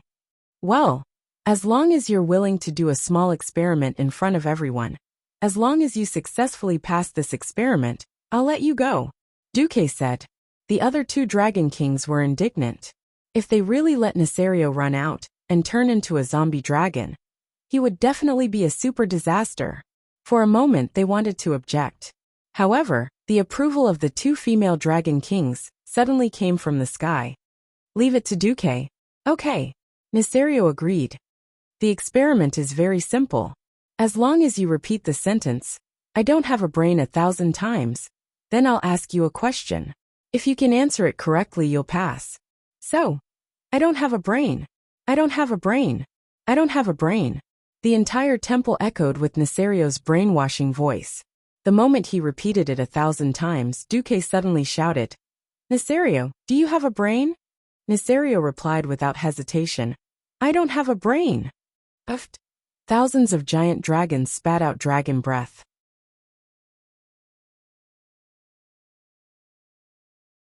Chapter 633. If it was human saliva, it would at most cause some pollution. The dragon breath of the dragon race itself had considerable lethality. Even if it was incomplete, so many breaths still caused a lot of damage. Of course, most of the dragons had thick skin and flesh. Compared to that small injury, the comical performance of the Wing of Death, Neserio, shocked the dragons even more. It was foreseeable that he would be the laughing stock of the dragon race for the next 1,000 years.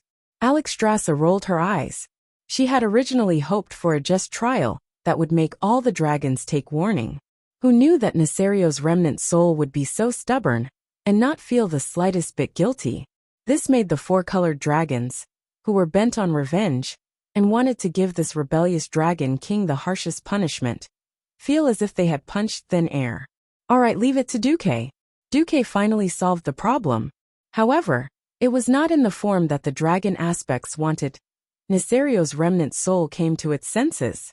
Duque, you tricked me? No, of course I have a brain. I decided to dominate this world with my own will. Yes, yes, yes.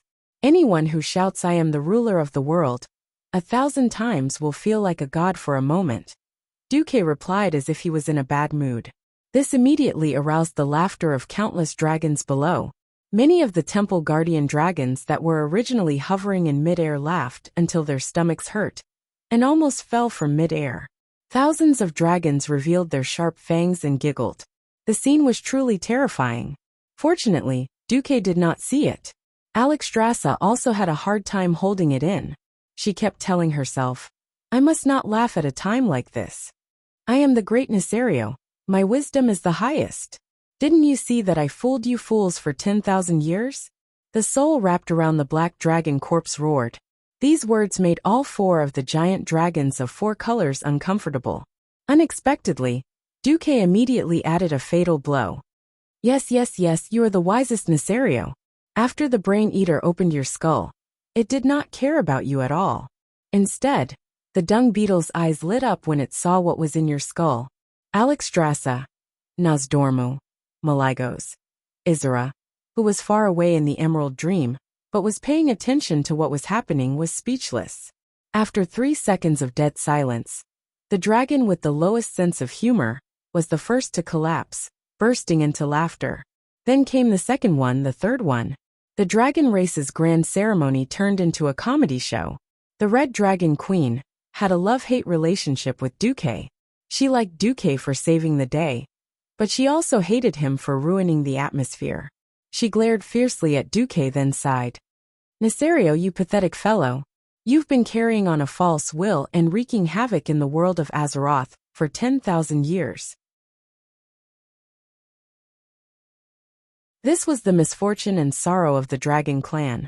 However, all the suffering, all the betrayals will come to an end today. The 3 human-shaped dragons occupied the east, south, and west directions, while Izura's human-shaped virtual image suddenly appeared in the north. The 4 dragon kings stretched out their right hands at the same time and pressed in the void.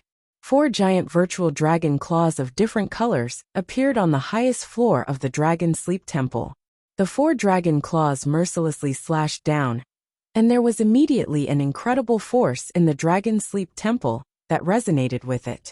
This force was so vast and shocking that when it approached Nasario's remains and remnant soul, ripples appeared in the surrounding space. Roar! The seemingly insignificant force made Wings of Death let out a painful howl. The 4 dragon kings were unmoved. No, it should be said that there was a faint sense of pleasure in their hearts. As the virtual dragon claws fell, the ball of light that wrapped around Nasario suddenly turned into countless lifelike little dragons the size of a human arm.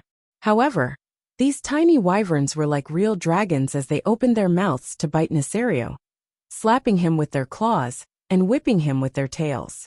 Duque finally saw that every blow from these little dragons weakened Nasario's existence in this world. Duque's heart shuddered. The dragons were going to completely wipe out Nasario's existence. Even if the Lich King was right next to him, it would be impossible for him to be resurrected into a bone dragon, due to the erasure of his body and soul. From the past to the present, to the near future, there would not be any remnant soul or relics of Nasario that would be passed down. The voice of Nasario's remnant soul suddenly changed from shock and anger to a low, pleading whine. He was like a giant dragon that only existed on a blackboard and was being erased bit by bit. The dragons were silent. Every dragon and every dragon descendant looked at this scene with complicated emotions. When the last piece of darkness that belonged to Nasario disappeared from the vision of all existences, the Dragon Sleep Temple suddenly shook violently. Then, in less than 3 seconds, a dragon head that looked exactly like Nasario's appeared at the highest point of the temple. It was also Nasario's head, but its essence and soul were completely different. That was purely a symbol of warning to the dragons. All of a sudden, thousands of giant dragons began to raise their heads and roar at the sky. The roar contained a dragon language song. In other words, ashes to ashes, dust to dust. There was a cause and effect. The end of the path of rebellion was destruction. With the dragon's roar, the ritual ended. Duque had always had a question about these complicated rituals of the dragons. I'm here to take the prize. Why are you wasting so much of my time? However, when Alexstrasza put a pin on Duque's chest under the witness of the other 3 dragon kings, Duque's expression suddenly changed. This is, congratulations, Guardian Duke Marcus. Yes, that's right. The same line of words was marked in the system prompt. After the unanimous agreement of the 4 color dragons of the Dragon Sleep Temple, the dragons have determined that you have inherited the mantle of Mediv and become the guardian of Azeroth, temporary. Although you are a temporary worker, due to your outstanding performance in the dragon ceremony, you have obtained above-average military power. As long as the target is not a native of Azeroth, or is identified as an enemy by the Dragon Sleep Temple, you can summon the dragon army of the Dragon Sleep Temple to fight for you unconditionally, at any time, and on any occasion.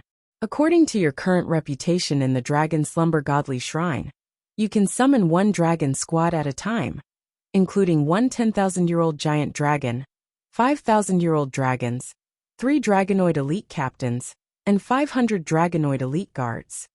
Before Duque could finish being happy, Alexstrasza suddenly said, Duque, I actually received a message. There are demons preparing to attack your Karazhan. F***CK.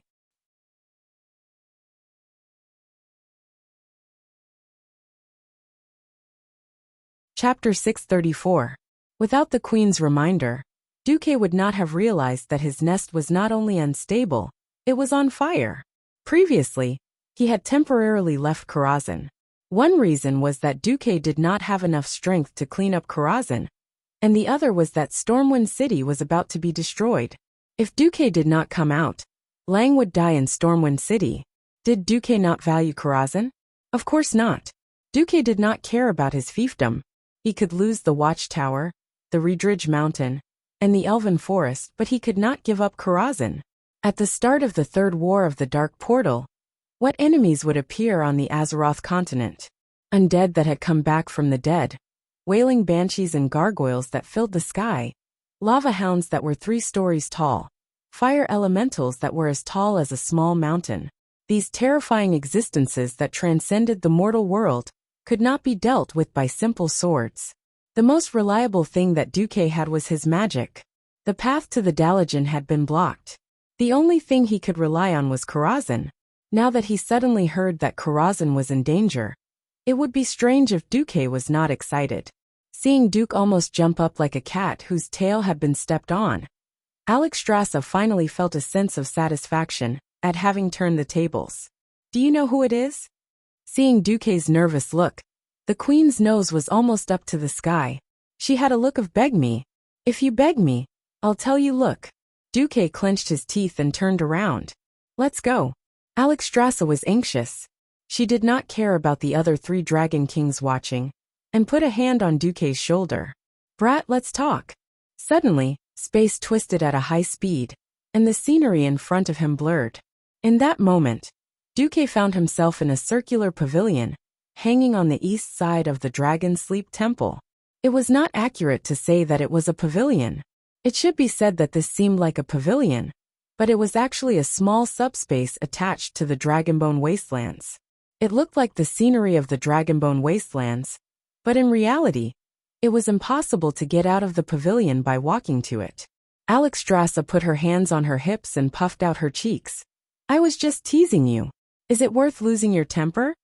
Duque, if the Dragon Sleeping Temple is attacked, will you feel at ease? The Queen had to think that Duque was right. Karazhan is safe for the time being. Then I have to rush back to prepare. No. I think it's better if you prepare here. Why? The queen tilted her head. Her yellow vertical pupils had a strange color to them. She strode forward and said, "Let me examine your body and magic circuits." Huh. Without any hesitation, the queen made her move. There was no boundary between a woman and a man at all. A pair of powerful palms touched him just like that. Duque shuddered. Any mortal would not be unresponsive when touched by a pair of hands with draconic might. It was the fear of a giant dragon sharpening its claws next to one's ear. It was as if the big sister of the dragon race, and the boss of the dragon race, would be disassembled into parts if she accidentally shook her hand. A fragile body. But it's strange. You've also experienced many battles, but there are no internal injuries. The shaping of the magic circuits is also very perfect. The queen frowned. I don't know if I should give you this advice, but after seeing your perfect use of the magic circuits, I think. What do you think? You can try asking Malygos for Light of the Stars and Moon. Light of the Stars and Moon. The King of Magic controls the prototypes of all magic models in this world, and Light of the Stars and Moon can allow a morning star wizard to quickly grow into a radiant moon wizard in a short period of time. As long as you have enough control over the magic circuits, there will be no side effects. However, Light of the Stars and Moon does not come without a price. Duque suddenly grabbed Alexstrasza's shoulder. Although the queen's arm was very flexible and felt good, Duque did not care about it at all. What's the price? The queen's expression became very solemn. Malygos was given the duty of guarding all magic in the world of Azeroth by the Titans, so he thinks that he is the master of magic in Azeroth. For nearly 1,000 years, he has been very dissatisfied with the wanton abuse of magic by humans and the High Elves. Duque was non-committal. If there's a price you need to pay for Light of the Stars and Moon, it's Malygos' hatred. He believes that only a perfect creature, like the dragon race, is qualified to obtain Light of the Stars and Moon. If you force it, he will probably give it to you, but he will immediately hate you. This is enough to cancel out all the good feelings he has for you, and it will put your path of magic in great danger. The queen did not even notice the sarcastic smile on the corner of Duque's mouth. At the end of the day, she did not know why, but she wanted Duque to owe her a favor, or to return part of the favor. She knew very well that if she was willing to pay one of her dragon eggs for Duque, Malygos' expression would definitely be much better. However, things seemed to be developing in a direction she did not expect. Can Malygos burn my magic circuit from thousands of miles away? Of course not, but can he hide in his lair and forbid me from using any magic from thousands of miles away? No, but that? If he hates me, will it affect your or the Sleeping Dragon Temple's impression of me? Of course not, but then that's enough. I'll go find Malygos right now. Duque's attitude that everything was okay almost angered Alexstrasza to death. That was Malygos, the King of Magic. Ordinary people would already tremble at the mention of his name. And you actually don't care about offending an ancient dragon guardian? Don't even mention the bear's heart and leopard's gall. Duque, are you trying to defy the heavens? Seeing that Duque was really going to find Malygos, Alexstrasza laughed angrily. Hey Duque, you really don't need me to help you? For my sake, at least Malygos won't do anything to you. If you go and negotiate on your own, you'll become a mortal enemy. In the future, if Malygos doesn't like you and hunts you down, I won't care. Duque waved his hand. Don't worry, I don't care about a mere Malygos. In any case, that guy would be an idiot who would enter a dungeon and be killed by the players like a boss. Duque's next words were, in the entire dragon race, the only one I care about is you, Alexstrasza. In the future, you're the only one left of the 5 guardian dragons. I'd be stupid to farm the reputation of those who are destined to kneel. He did not realize at all that his words had a serious meaning. When the Red Dragon Queen heard this, there was a special emotional overtone. For a moment, the queen froze in place.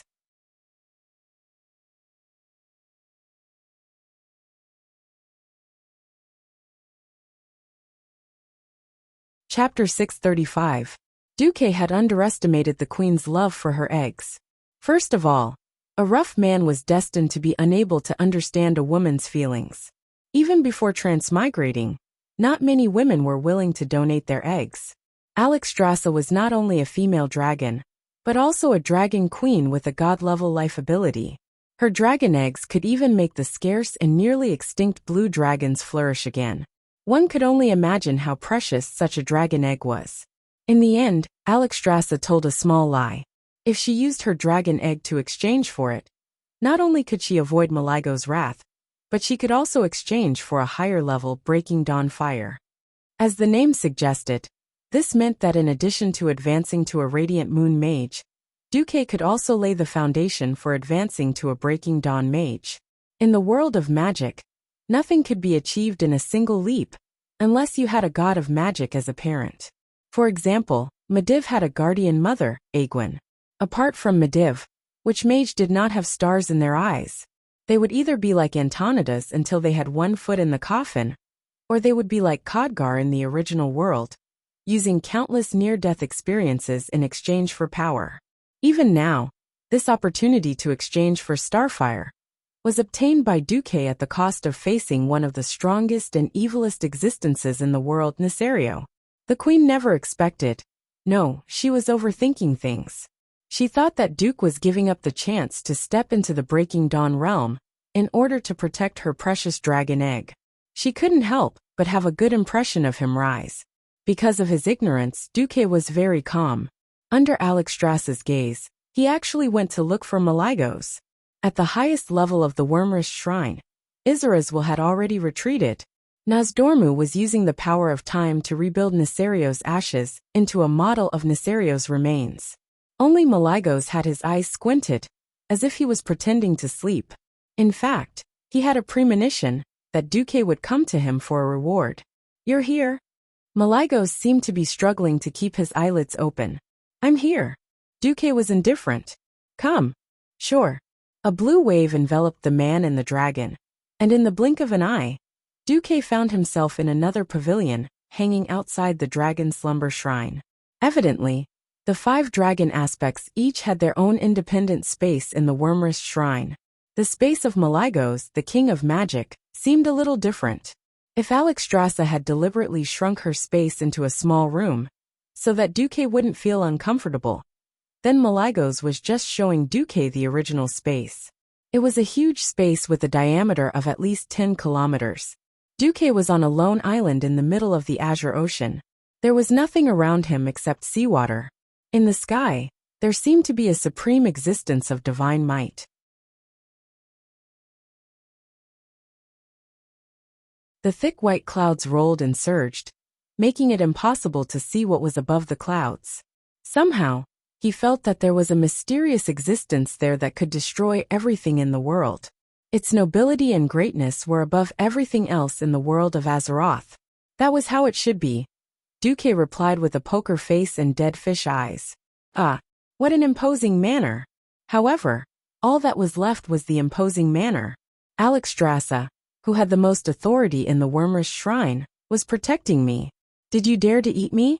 Duque looked up at the sky with such a terrible expression, and thought to himself, "Ah, the ancients said that only idiots like to stand at the highest point and wait to be struck by lightning. The ancients were not lying to me." Malygos was very upset. It was not the first time he had seen Duque, but it was the only time he had looked Duque in the eye. He had never believed in humans, or rather, he was suspicious and even hostile to all races other than dragons. The first time Duque had approached him through Izara, in order to fight against Nesario, it was because of the situation. It was a coincidence that Duque had gone through so much to rescue Alexstrasza. Anyway, it was still the 4 of them who had to fight against the Wing of Death. Duque had magically discovered that Nesario had disguised himself as a human and sneaked into the Lordaeron palace. Duque had used him in turn to lure the 4 of them to finally eliminate Nesario, and the credit was still due to the 4 of them. Without the other Dragon Kings, it would have been impossible to kill the rebellious Black Dragon King. Anyway, in Malygos' eyes, creatures other than dragons were always secondary. Duque had already obtained a transcendent position in the Wyrmrest Shrine without doing any real work at all. Seeing that he had finally killed his great enemy and avenged his spouse after 10,000 years, Malygos did not mind giving this little human a little gift. However, Duque's neither humble nor arrogant behavior made him very upset. Oomph! A cold snort sounded like a thunderclap from the 9 heavens. Duque was still the combination of dead fish eyes and a poker face. Is this the attitude you have when begging the great king of magic to bestow a reward? With this sentence, Duque sentenced Malygos to death. You want me to work for you? You've taken your revenge and vented your anger. And you still have the nerve to make things difficult for me? You don't want to give me a reward, right? Hee. When you become a boss later, I'll get rid of you and take it myself. Duque cursed in his heart while expressing his attitude. Hee, you can choose not to give it. If not, then I'll leave first. Can you please open a spatial door? Duque's casual attitude made Malygos even more angry. Insignificant human. Recognize your identity. In front of my power, you are nothing. The clouds were boiling fiercely, as if the wrath of the heavens would fall in the next moment. The rage of the Dragon King was not a joke. The terrifying aura that flowed out of Malygos' shrine room made the giant dragons that had yet to disperse in the shrine tremble. What the hell? Who had angered the Dragon King Malygos? Alexstrasza could not help but yell across the void. Hey! Malygos, what the hell are you doing? Why are you yelling at my savior? Malygos' anger subsided a little. After all, this was the Dragon Slumber Shrine. And he was still very afraid of Alexstrasza, who had recovered her strength. I'm just teaching a human how to be polite to dragons. What the hell are you doing? Duque is an honored guest of our Dragon Slumber Shrine. We invited him to witness the ceremony today. We agreed to let him take over as a guardian, and you have a part in it. What's wrong with you all of a sudden? Malygos did not speak. Only Duque knew that in the end, it was because his strength was too low. So low that even if he asked for a reasonable reward, it would be seen as a charity. In the past 800 years, when had the previous guardians, Aegwin and Medivh, been bullied? It was easy for a demigod to make other existences forget their original identity and instinctively respect them.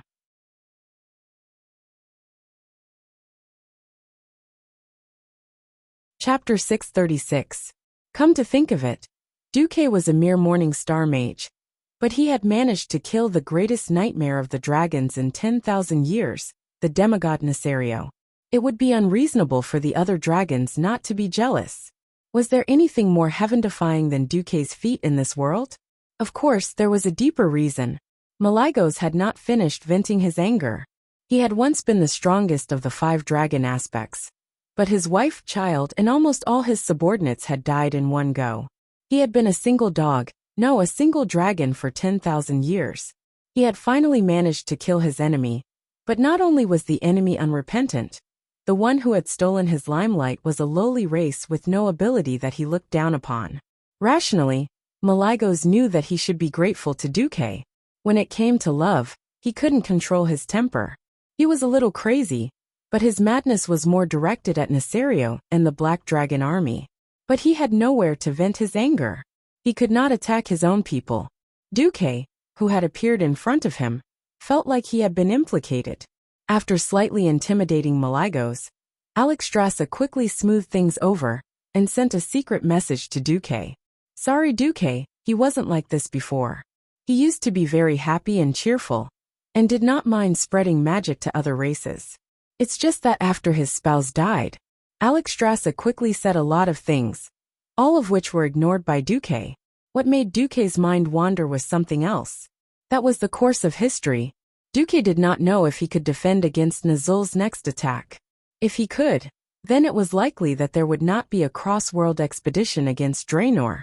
However, regardless of whether there would be an expedition or not, the Burning Legion's plot against Azeroth would not be extinguished. The third war at the Dark Portal was bound to come. If the third battle of the Dark Portal had anything to do with Malygos, it would have to do with a lot. In the third war, it was easy to associate it with the undead army of the Calamity Army. However, without the Ice Dragon Army, which was the pinnacle of the undead army, no matter how many skeletons and zombies the humans turned into, They would be nothing in the face of true extraordinary power. It was just that there were too many of them, and it was more troublesome. Yes, it was just that troublesome. However, with the Ice Dragon army, it would directly change from quantity to quality. Where did the Ice Dragon army of the undead come from? Wasn't it the Blue Dragon army that was killed in of Neserio's betrayal? The leader of the Ice Dragon army, Sindagosa, was definitely one of the best generals under the Lich King. Who was Sindagosa? Was there a need to ask? It was the dead wife of Malygos, the king of magic. Duke came back to his senses just in time to hear Alexstrasza's pleading tone.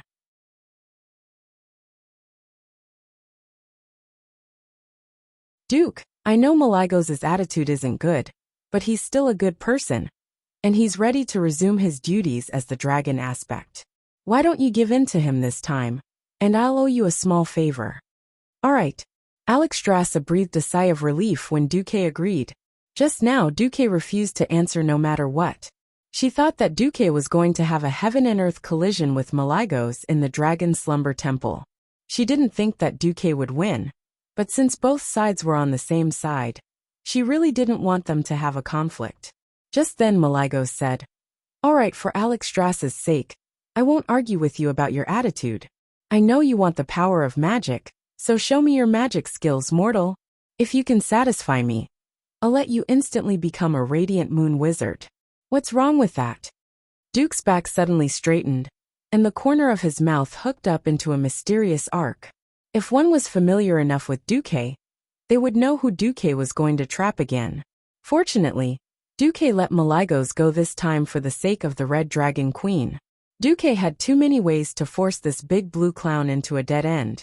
For example, when Malygos gave up monitoring the magic in the world during his mental disorder, Kuel Salis and the Dalajan's dark experiments. What steel refiner? What forbidden human body refinement technique? What biochemical experiment that could poison all living creatures within 1,000 miles? Once Malygos found out about these things, the old blue dragon would go crazy. There was no need for the Scourge army. He could kill these two holy lands of magic by himself. Of course, Alexstrasza didn't know that Duque had so many bad ideas in his stomach, but she was a woman with amazing intuition. She suddenly realized that Duque really had a way to kill Malygos like he killed Neserio. Feeling that Duque had finally let go of the idea in his heart, the queen's heart was filled with mixed feelings. Duque thought to himself, All right, seeing that your wife is dead, it's understandable. I also want to dig a hole for that fool. I'll bear with it. Duque suddenly raised his head and stared at Malygos in the sky. There was still a mysterious smile on his lips. Do you want to see my magic skills? Sure. Let me show you the right path. Duque raised his hand for a moment. Malygos almost wanted to smash Duque's face with magic bombs. But when Malygos saw clearly what Duque had conjured with magic power, he fell silent. Duque injected his distant memories into the system. It was a scene from the Battle of the Frozen Crown in the game. It was a memory of Sindagosa from the gorgeous cutscenes. Like an irresponsible visionary, Duque gave the system elf a mission. I want to restore a magic construct called Sindagosa that will convince Malygos. Then, the system elf perfectly injected bones, tendons, blood, and flesh into Duque's fantasy.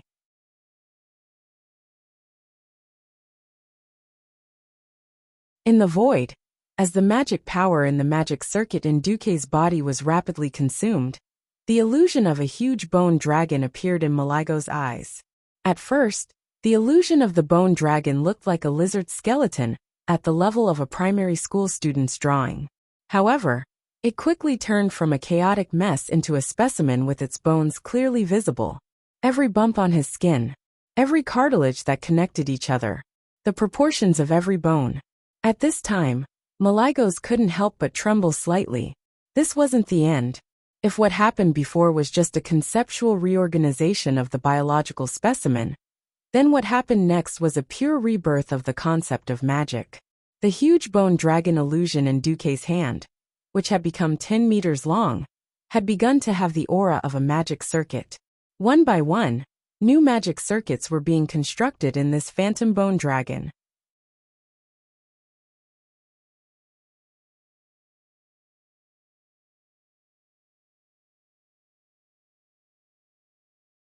Chapter 637. Duque could actually construct a new magic circuit in an illusion that he had created out of thin air. Many dragon geniuses had trouble constructing a good magic circuit in the body that they were most familiar with, not to mention constructing a magic circuit in an illusion that they were not even familiar with. And from the looks of it, Duque was not making it up. This was because there was an aura that Malygos was extremely familiar with flowing in the newly born magic circuit. It was the aura of Syndagosa's most specialized frost magic circuit. How could you possibly know what Syndagosa was good at?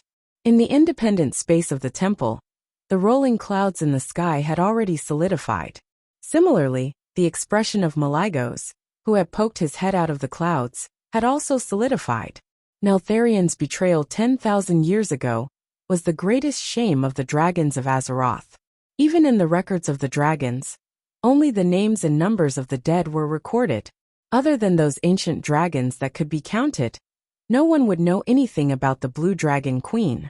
Malygos had just been to the natural mausoleum of his spouse, and there were no traces of anyone touching it at all. Then how did Duque know that Syndagosa was a frost dragon, and not an all-elemental dragon like him? Did Alexstrasza tell Duque? Duque's performance continued.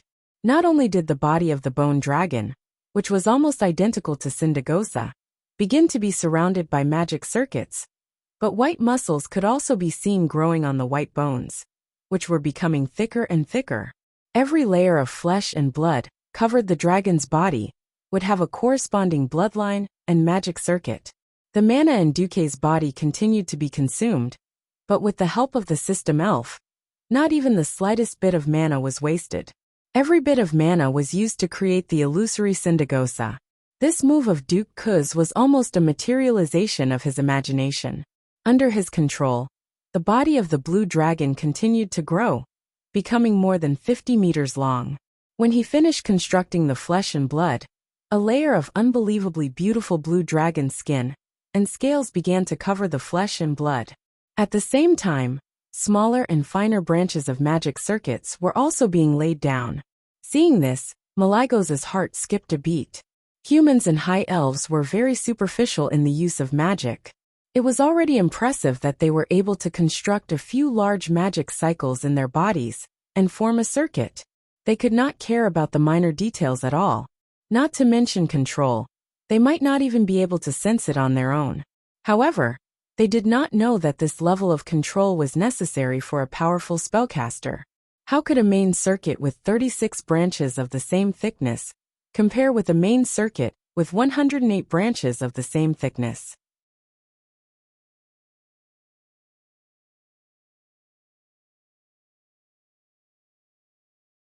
It was not just the number and thickness of the branches, but also whether or not they could build a filter to filter out the impurities in the circuit, and how to circulate the pure magic power and discharge the impurities. Everything was necessary for a real senior rank sorcerer. Be it humans or elves, those radiant moon mages had actually done all of this intentionally or unintentionally. Only then did they have the perfect magic circuit that countless mages envied and hated. That was why Malygos was inexplicably surprised. How could Duque use such low mana to perform micro-operations that even those with abundant mana couldn't do? Soon, Malygos could not be bothered to look at all this. Looking at this illusory blue dragon that had the same appearance as his former spouse, Malygos could not help but mutter his spouse's name, Syndagosa. The illusion in front of him was so realistic, and the mana flowing in the illusion was so familiar and nostalgic. He almost thought that his spouse, who had slept for 10,000 years, had awakened and obtained a new life. Normally, Malygos would have taken it as Duke's blasphemy against his mate.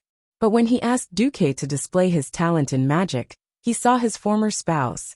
Malygos had mixed feelings. There were no words. Naturally, there was no familiar voice or smile. Even so, Malygos still felt that a part of his heart that had been missing for 10,000 years had been mended and healed. He suddenly realized that Duque seemed to have played a more important role in this revenge plan than he had imagined. He also suddenly realized that this insignificant human that he had always ignored and looked down on had some kind of fine control of magic that even he could not compare to. Malygos let out a long sigh. Sigh. Duque stopped his mana output, and the illusory Syndagosa's movements stiffened. Malygos felt as if he had been struck by a whip, pulling him back from his memories to reality. That's right. This was not his spouse after all. Enough, make it disappear, Malygos said calmly. Duque rubbed his hand, and Syndagosa disappeared from the void. Malygos' aggressive aura was gone, but he was still stubborn. I agreed to let you be the acting guardian, so naturally, I recognized your strength. From the moment Nesario was killed, I didn't treat you as an ordinary human. But as a guardian, even if you're a proxy, your strength is too unsightly. Take this thing and get lost. Don't be an eyesore. With that, he flapped his dragon wings, and a meteor-like bright object descended from the sky. Whoosh! With a sharp sound of breaking wind. It was clearly going to smash Duque's head open, but the moment Duque dodged, it was fixed at a place less than 3 centimeters in front of Duque's eyebrows. F***CK. You did it on purpose. Malygos returned a contemptuous look. Yes, I did it on purpose. Duque, fine, you win. I've earned my moral integrity by showing off my muscles. Oh, it's strength. Why not? Duque grabbed the light of the stars and moon that was floating in front of his eyebrows. He had wanted to ask Malygos how to use this thing. There was no need to ask immediately. The moment he grabbed it, the light of the stars and moon, which was emitting a mysterious glow, fused into his palm and rushed into his magic circuit with a domineering aura. Ba-thump! Duque clearly heard the incomparably strong beating of his heart. Ba-thump! It was the sound of his heartbeat suddenly slowing down by 10 times. It was like a drum that had been stretched out countless times. That feeling made Duque feel very strange. The next second, Duque suddenly let out a scream. Ah! He felt as if a huge ball of blood the size of a tennis ball was being pumped out of his aorta.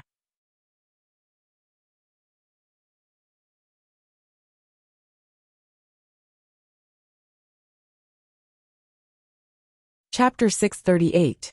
Even though Duque was a university student who had taken a basic course on the physiological structure of the human body, he had never thought that mages were more like a magical existence that fused 2 and 3 dimensions together.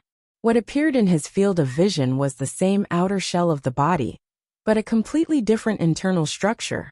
In the 3-dimensional domain, the brain controlled the functions of his body, directing the operation of every internal organ, making the lungs breathe, the heart pump blood, and the liver detoxify. In the illusory vision of the 2-dimensional world, the mind that extended from the will controlled the magic circuit, and the flow of magic in the mental domain was more like the countless subdivided roots of a large tree, except for the root at the end that was used to absorb the elemental power from the outside world. The rest of the circuit would eventually take the shape of a ring. It was a continuous cycle, and it was constantly building a stronger and more powerful circuit. This was not a complicated process. The entire process could be said to be simple and crude. The light of stars and moon that crashed into Duque's body was simply pressing down on Duque's body with tremendous force. There was nothing in the world that could be achieved in a single leap. To be able to achieve it in one step only meant that one had made thorough preparations. It sounded like reaching the radiant moon level was such a wonderful thing. But in reality, was it really that easy? In order to deal with the third war at the Dark Portal, and even in order to face the first, second, third, fourth, fifth, and sixth generation Lich Kings that might appear, Duque had long since built a magic foundation. This was like building a skyscraper that needed to be built with a foundation. If Duque's previous magic circuit was third-rate, it would be like using a matchstick to act as the pier of a bridge across the sea, and it would turn into dregs with one push. The magic circuit model that he used was almost the best model that he could find in this era. With the incomparably thick arcane throne as the cornerstone, Phoenix Flames and Ice Crown flew at the same time. Not only that, with the perfect connection between him and the system elf, the mind control system that Duque built was completely beyond this era. Precisely because he was clear about the development of mages in the original history, as well as the usage and power of new magic, Duque's creation of the magic circuit was expansive. He strived to make sure that the magic flowing in the circuit was pure enough, and that a perfect balance between the three types of magic could be achieved, which was in line with the magic rules of this world. Duque's eyes were flashing with arcane brilliance as he looked into his body. Although the light of stars and moon was very rough, the magic circuit that was expanding and thickening showed unparalleled flexibility. The inner wall of the aging magic circuit was peeling off rapidly, and the residue that had lost its purpose flowed, along with the high-speed impact of the magic power, to the smaller, finer end branches of the circuit, and was expelled from the body through the root-like filaments. The walls of the circuits in his body were like a sponge, greedily absorbing the light of the stars and moon that came from outside his body. The new light spread to every circuit in his body, along with the flow of magic power. It was a strange beauty of the rising sun, dispelling all the darkness on the earth and replacing everything with light. At this moment, Duque suddenly ran into trouble. When the power of light of the stars and moon broke into the circuits of Arcane Throne and Crown of Ice, there was no problem. But Phoenix Flame didn't seem to match. It wasn't that Malygos had tricked Duque. Light of the stars and moon, as the original magic power of the world of Azeroth, could perfectly match it as long as it was the magic power system of this world. What was wrong was the environment here. This was the Dragon Sleep Temple. It was fine if it was a neutral power, but wasn't advancing the power of the Phoenix in the Dragon Sleep Temple, which was the holy land of the dragons. As if provoked, the power of the Dragon Sleep Temple began to invade Duque's body in turn. Its purpose was very clear: to destroy the magic circuit of the Phoenix that had provoked the power of the dragons. The dragon power that came from all directions carried a faint draconic might, and it not only continuously impacted the barrier of Duque's consciousness, it also crazily destroyed everything related to the Phoenix, the circuit, magic power, and the body cells that were permeated with the power of the Phoenix flame. At this moment, Duque was almost against the mysterious power of the entire Dragon Sleep Temple. Ugh! Caught off guard, Duque vomited a large mouthful of blood on the spot. Not good. I miscalculated. Malygos' eyelids twitched. At this moment he was hesitant. As the king of magic, he certainly understood what had happened to Duque. If he didn't do anything, Duque's circuit would collapse, and he would become a useless person in the world of magic. He hesitated for a tenth of a second, but he still stretched out his claws and was ready to help Duque. Whether it was for public or private reasons, he couldn't let Duque die here. However, there was an existence faster than him. As the big sister of the dragon aspects, Alexstrasza ignored his will and forcibly broke through his space. Of course, this had a lot to do with him not objecting. This also reflected the importance of Duque in her eyes. She actually rushed in at the risk of falling out with Malygos? Idiot! Give up your Phoenix circuit. I'll give you something better.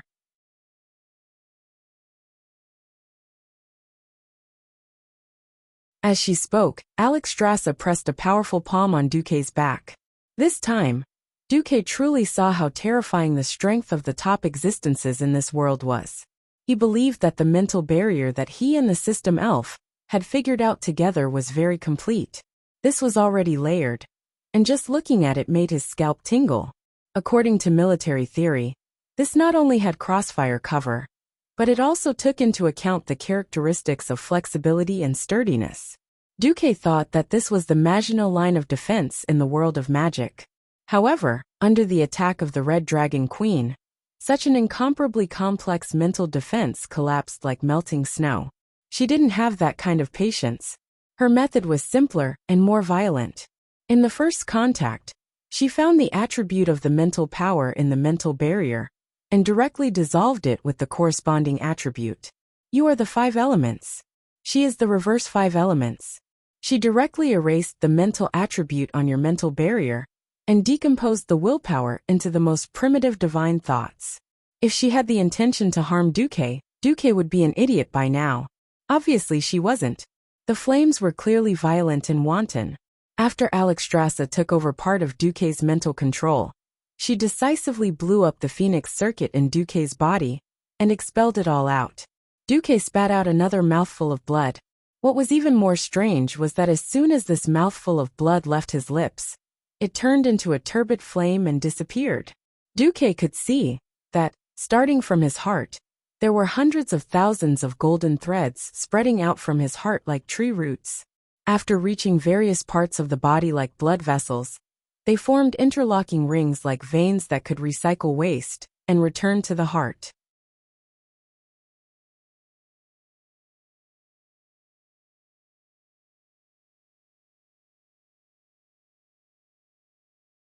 Chapter 639.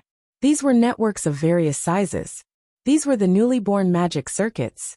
Magic power that was many times stronger than a morning star began to circulate inside.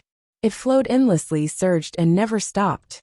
Even if Duque's life stopped, as long as there was still a will controlling it, the magic circuits could still operate endlessly and eternally. Perhaps the undead in the future did not need to be disturbed by the characteristics of a physical body, and could focus on the magic circuits. That was why there were so many liches and great wizards. If Duque was really a cultivation maniac who pursued mysterious power, he would not be able to achieve eternal life. Perhaps he would also walk the evil path that many wizards had taken in history. Let's get back to the present. After Alexstrasza destroyed his Phoenix Flames magic circuit, Duque's situation did not completely improve. Instead, it showed signs of worsening. It was not that the flame circuit that the Red Dragon Queen had created for Duque was not good, but it was similar to the problems that Duque had encountered in the past. It was because it was too good that it began to overbearingly occupy the share of all the magic circuits in Duque's body. Alexstrasza frowned. She had also discovered the problem. She could build all of Duque's magic circuits according to the template she could make, but this would cause Duque's attributes to go from a perfect balance of multiple attributes to a single fire attribute. In the future, Duque could only mix fire. At some point, Malygos came before the human and dragon. Alexstrasza, is this human very important to you? The queen gritted her teeth and nodded. Recalling the bits and pieces of Duque, Malygos rarely changed his view of humans. Perhaps I really underestimated the usefulness of this human? Perhaps. You owe me a favor. With that, the humanoid Malygos extended his hand to Duque. His hand met Alexstrasza's and pressed on Duque's chest. It was also a magical concept invasion, but the circuit that was replaced this time was different. Antonida's crown of ice was destroyed and replaced with Malygos' unknown ice circuit. No, it wasn't just the ice element. Even Duque's arcane throne was being modified. It continued to expand and expand. It was a terrible feeling.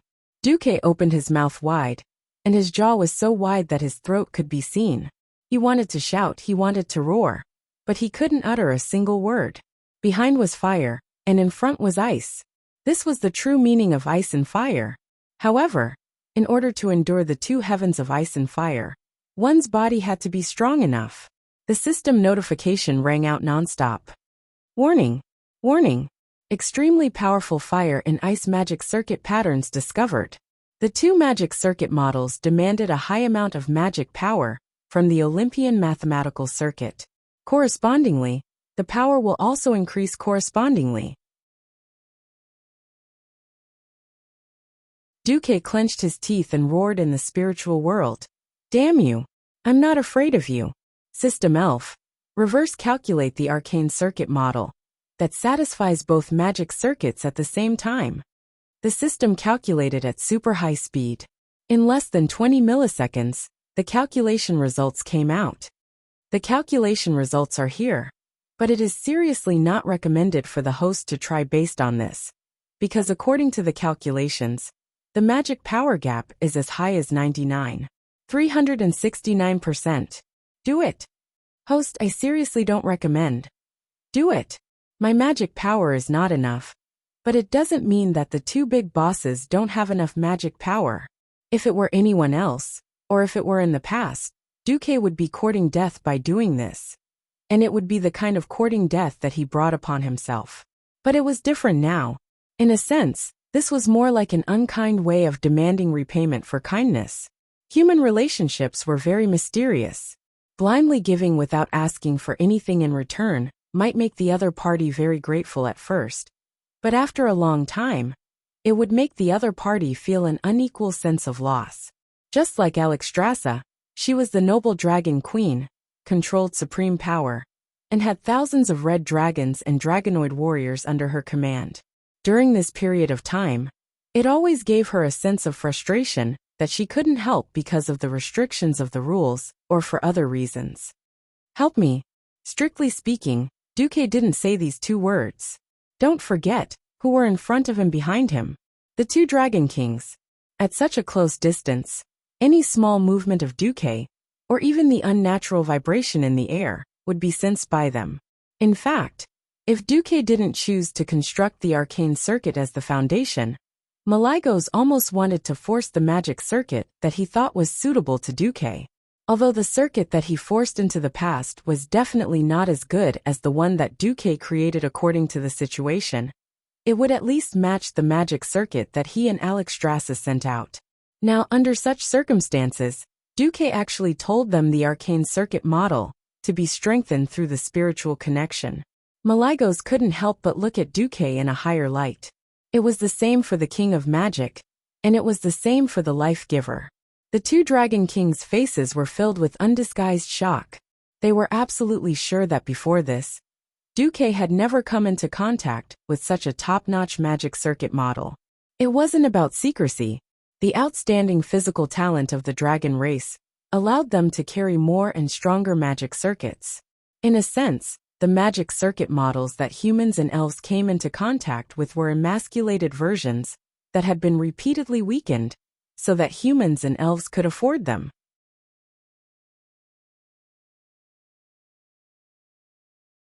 Secondly, to create such a powerful magic circuit, it also required an astronomical amount of magic power for humans. Most mortals wouldn't even consider this direction.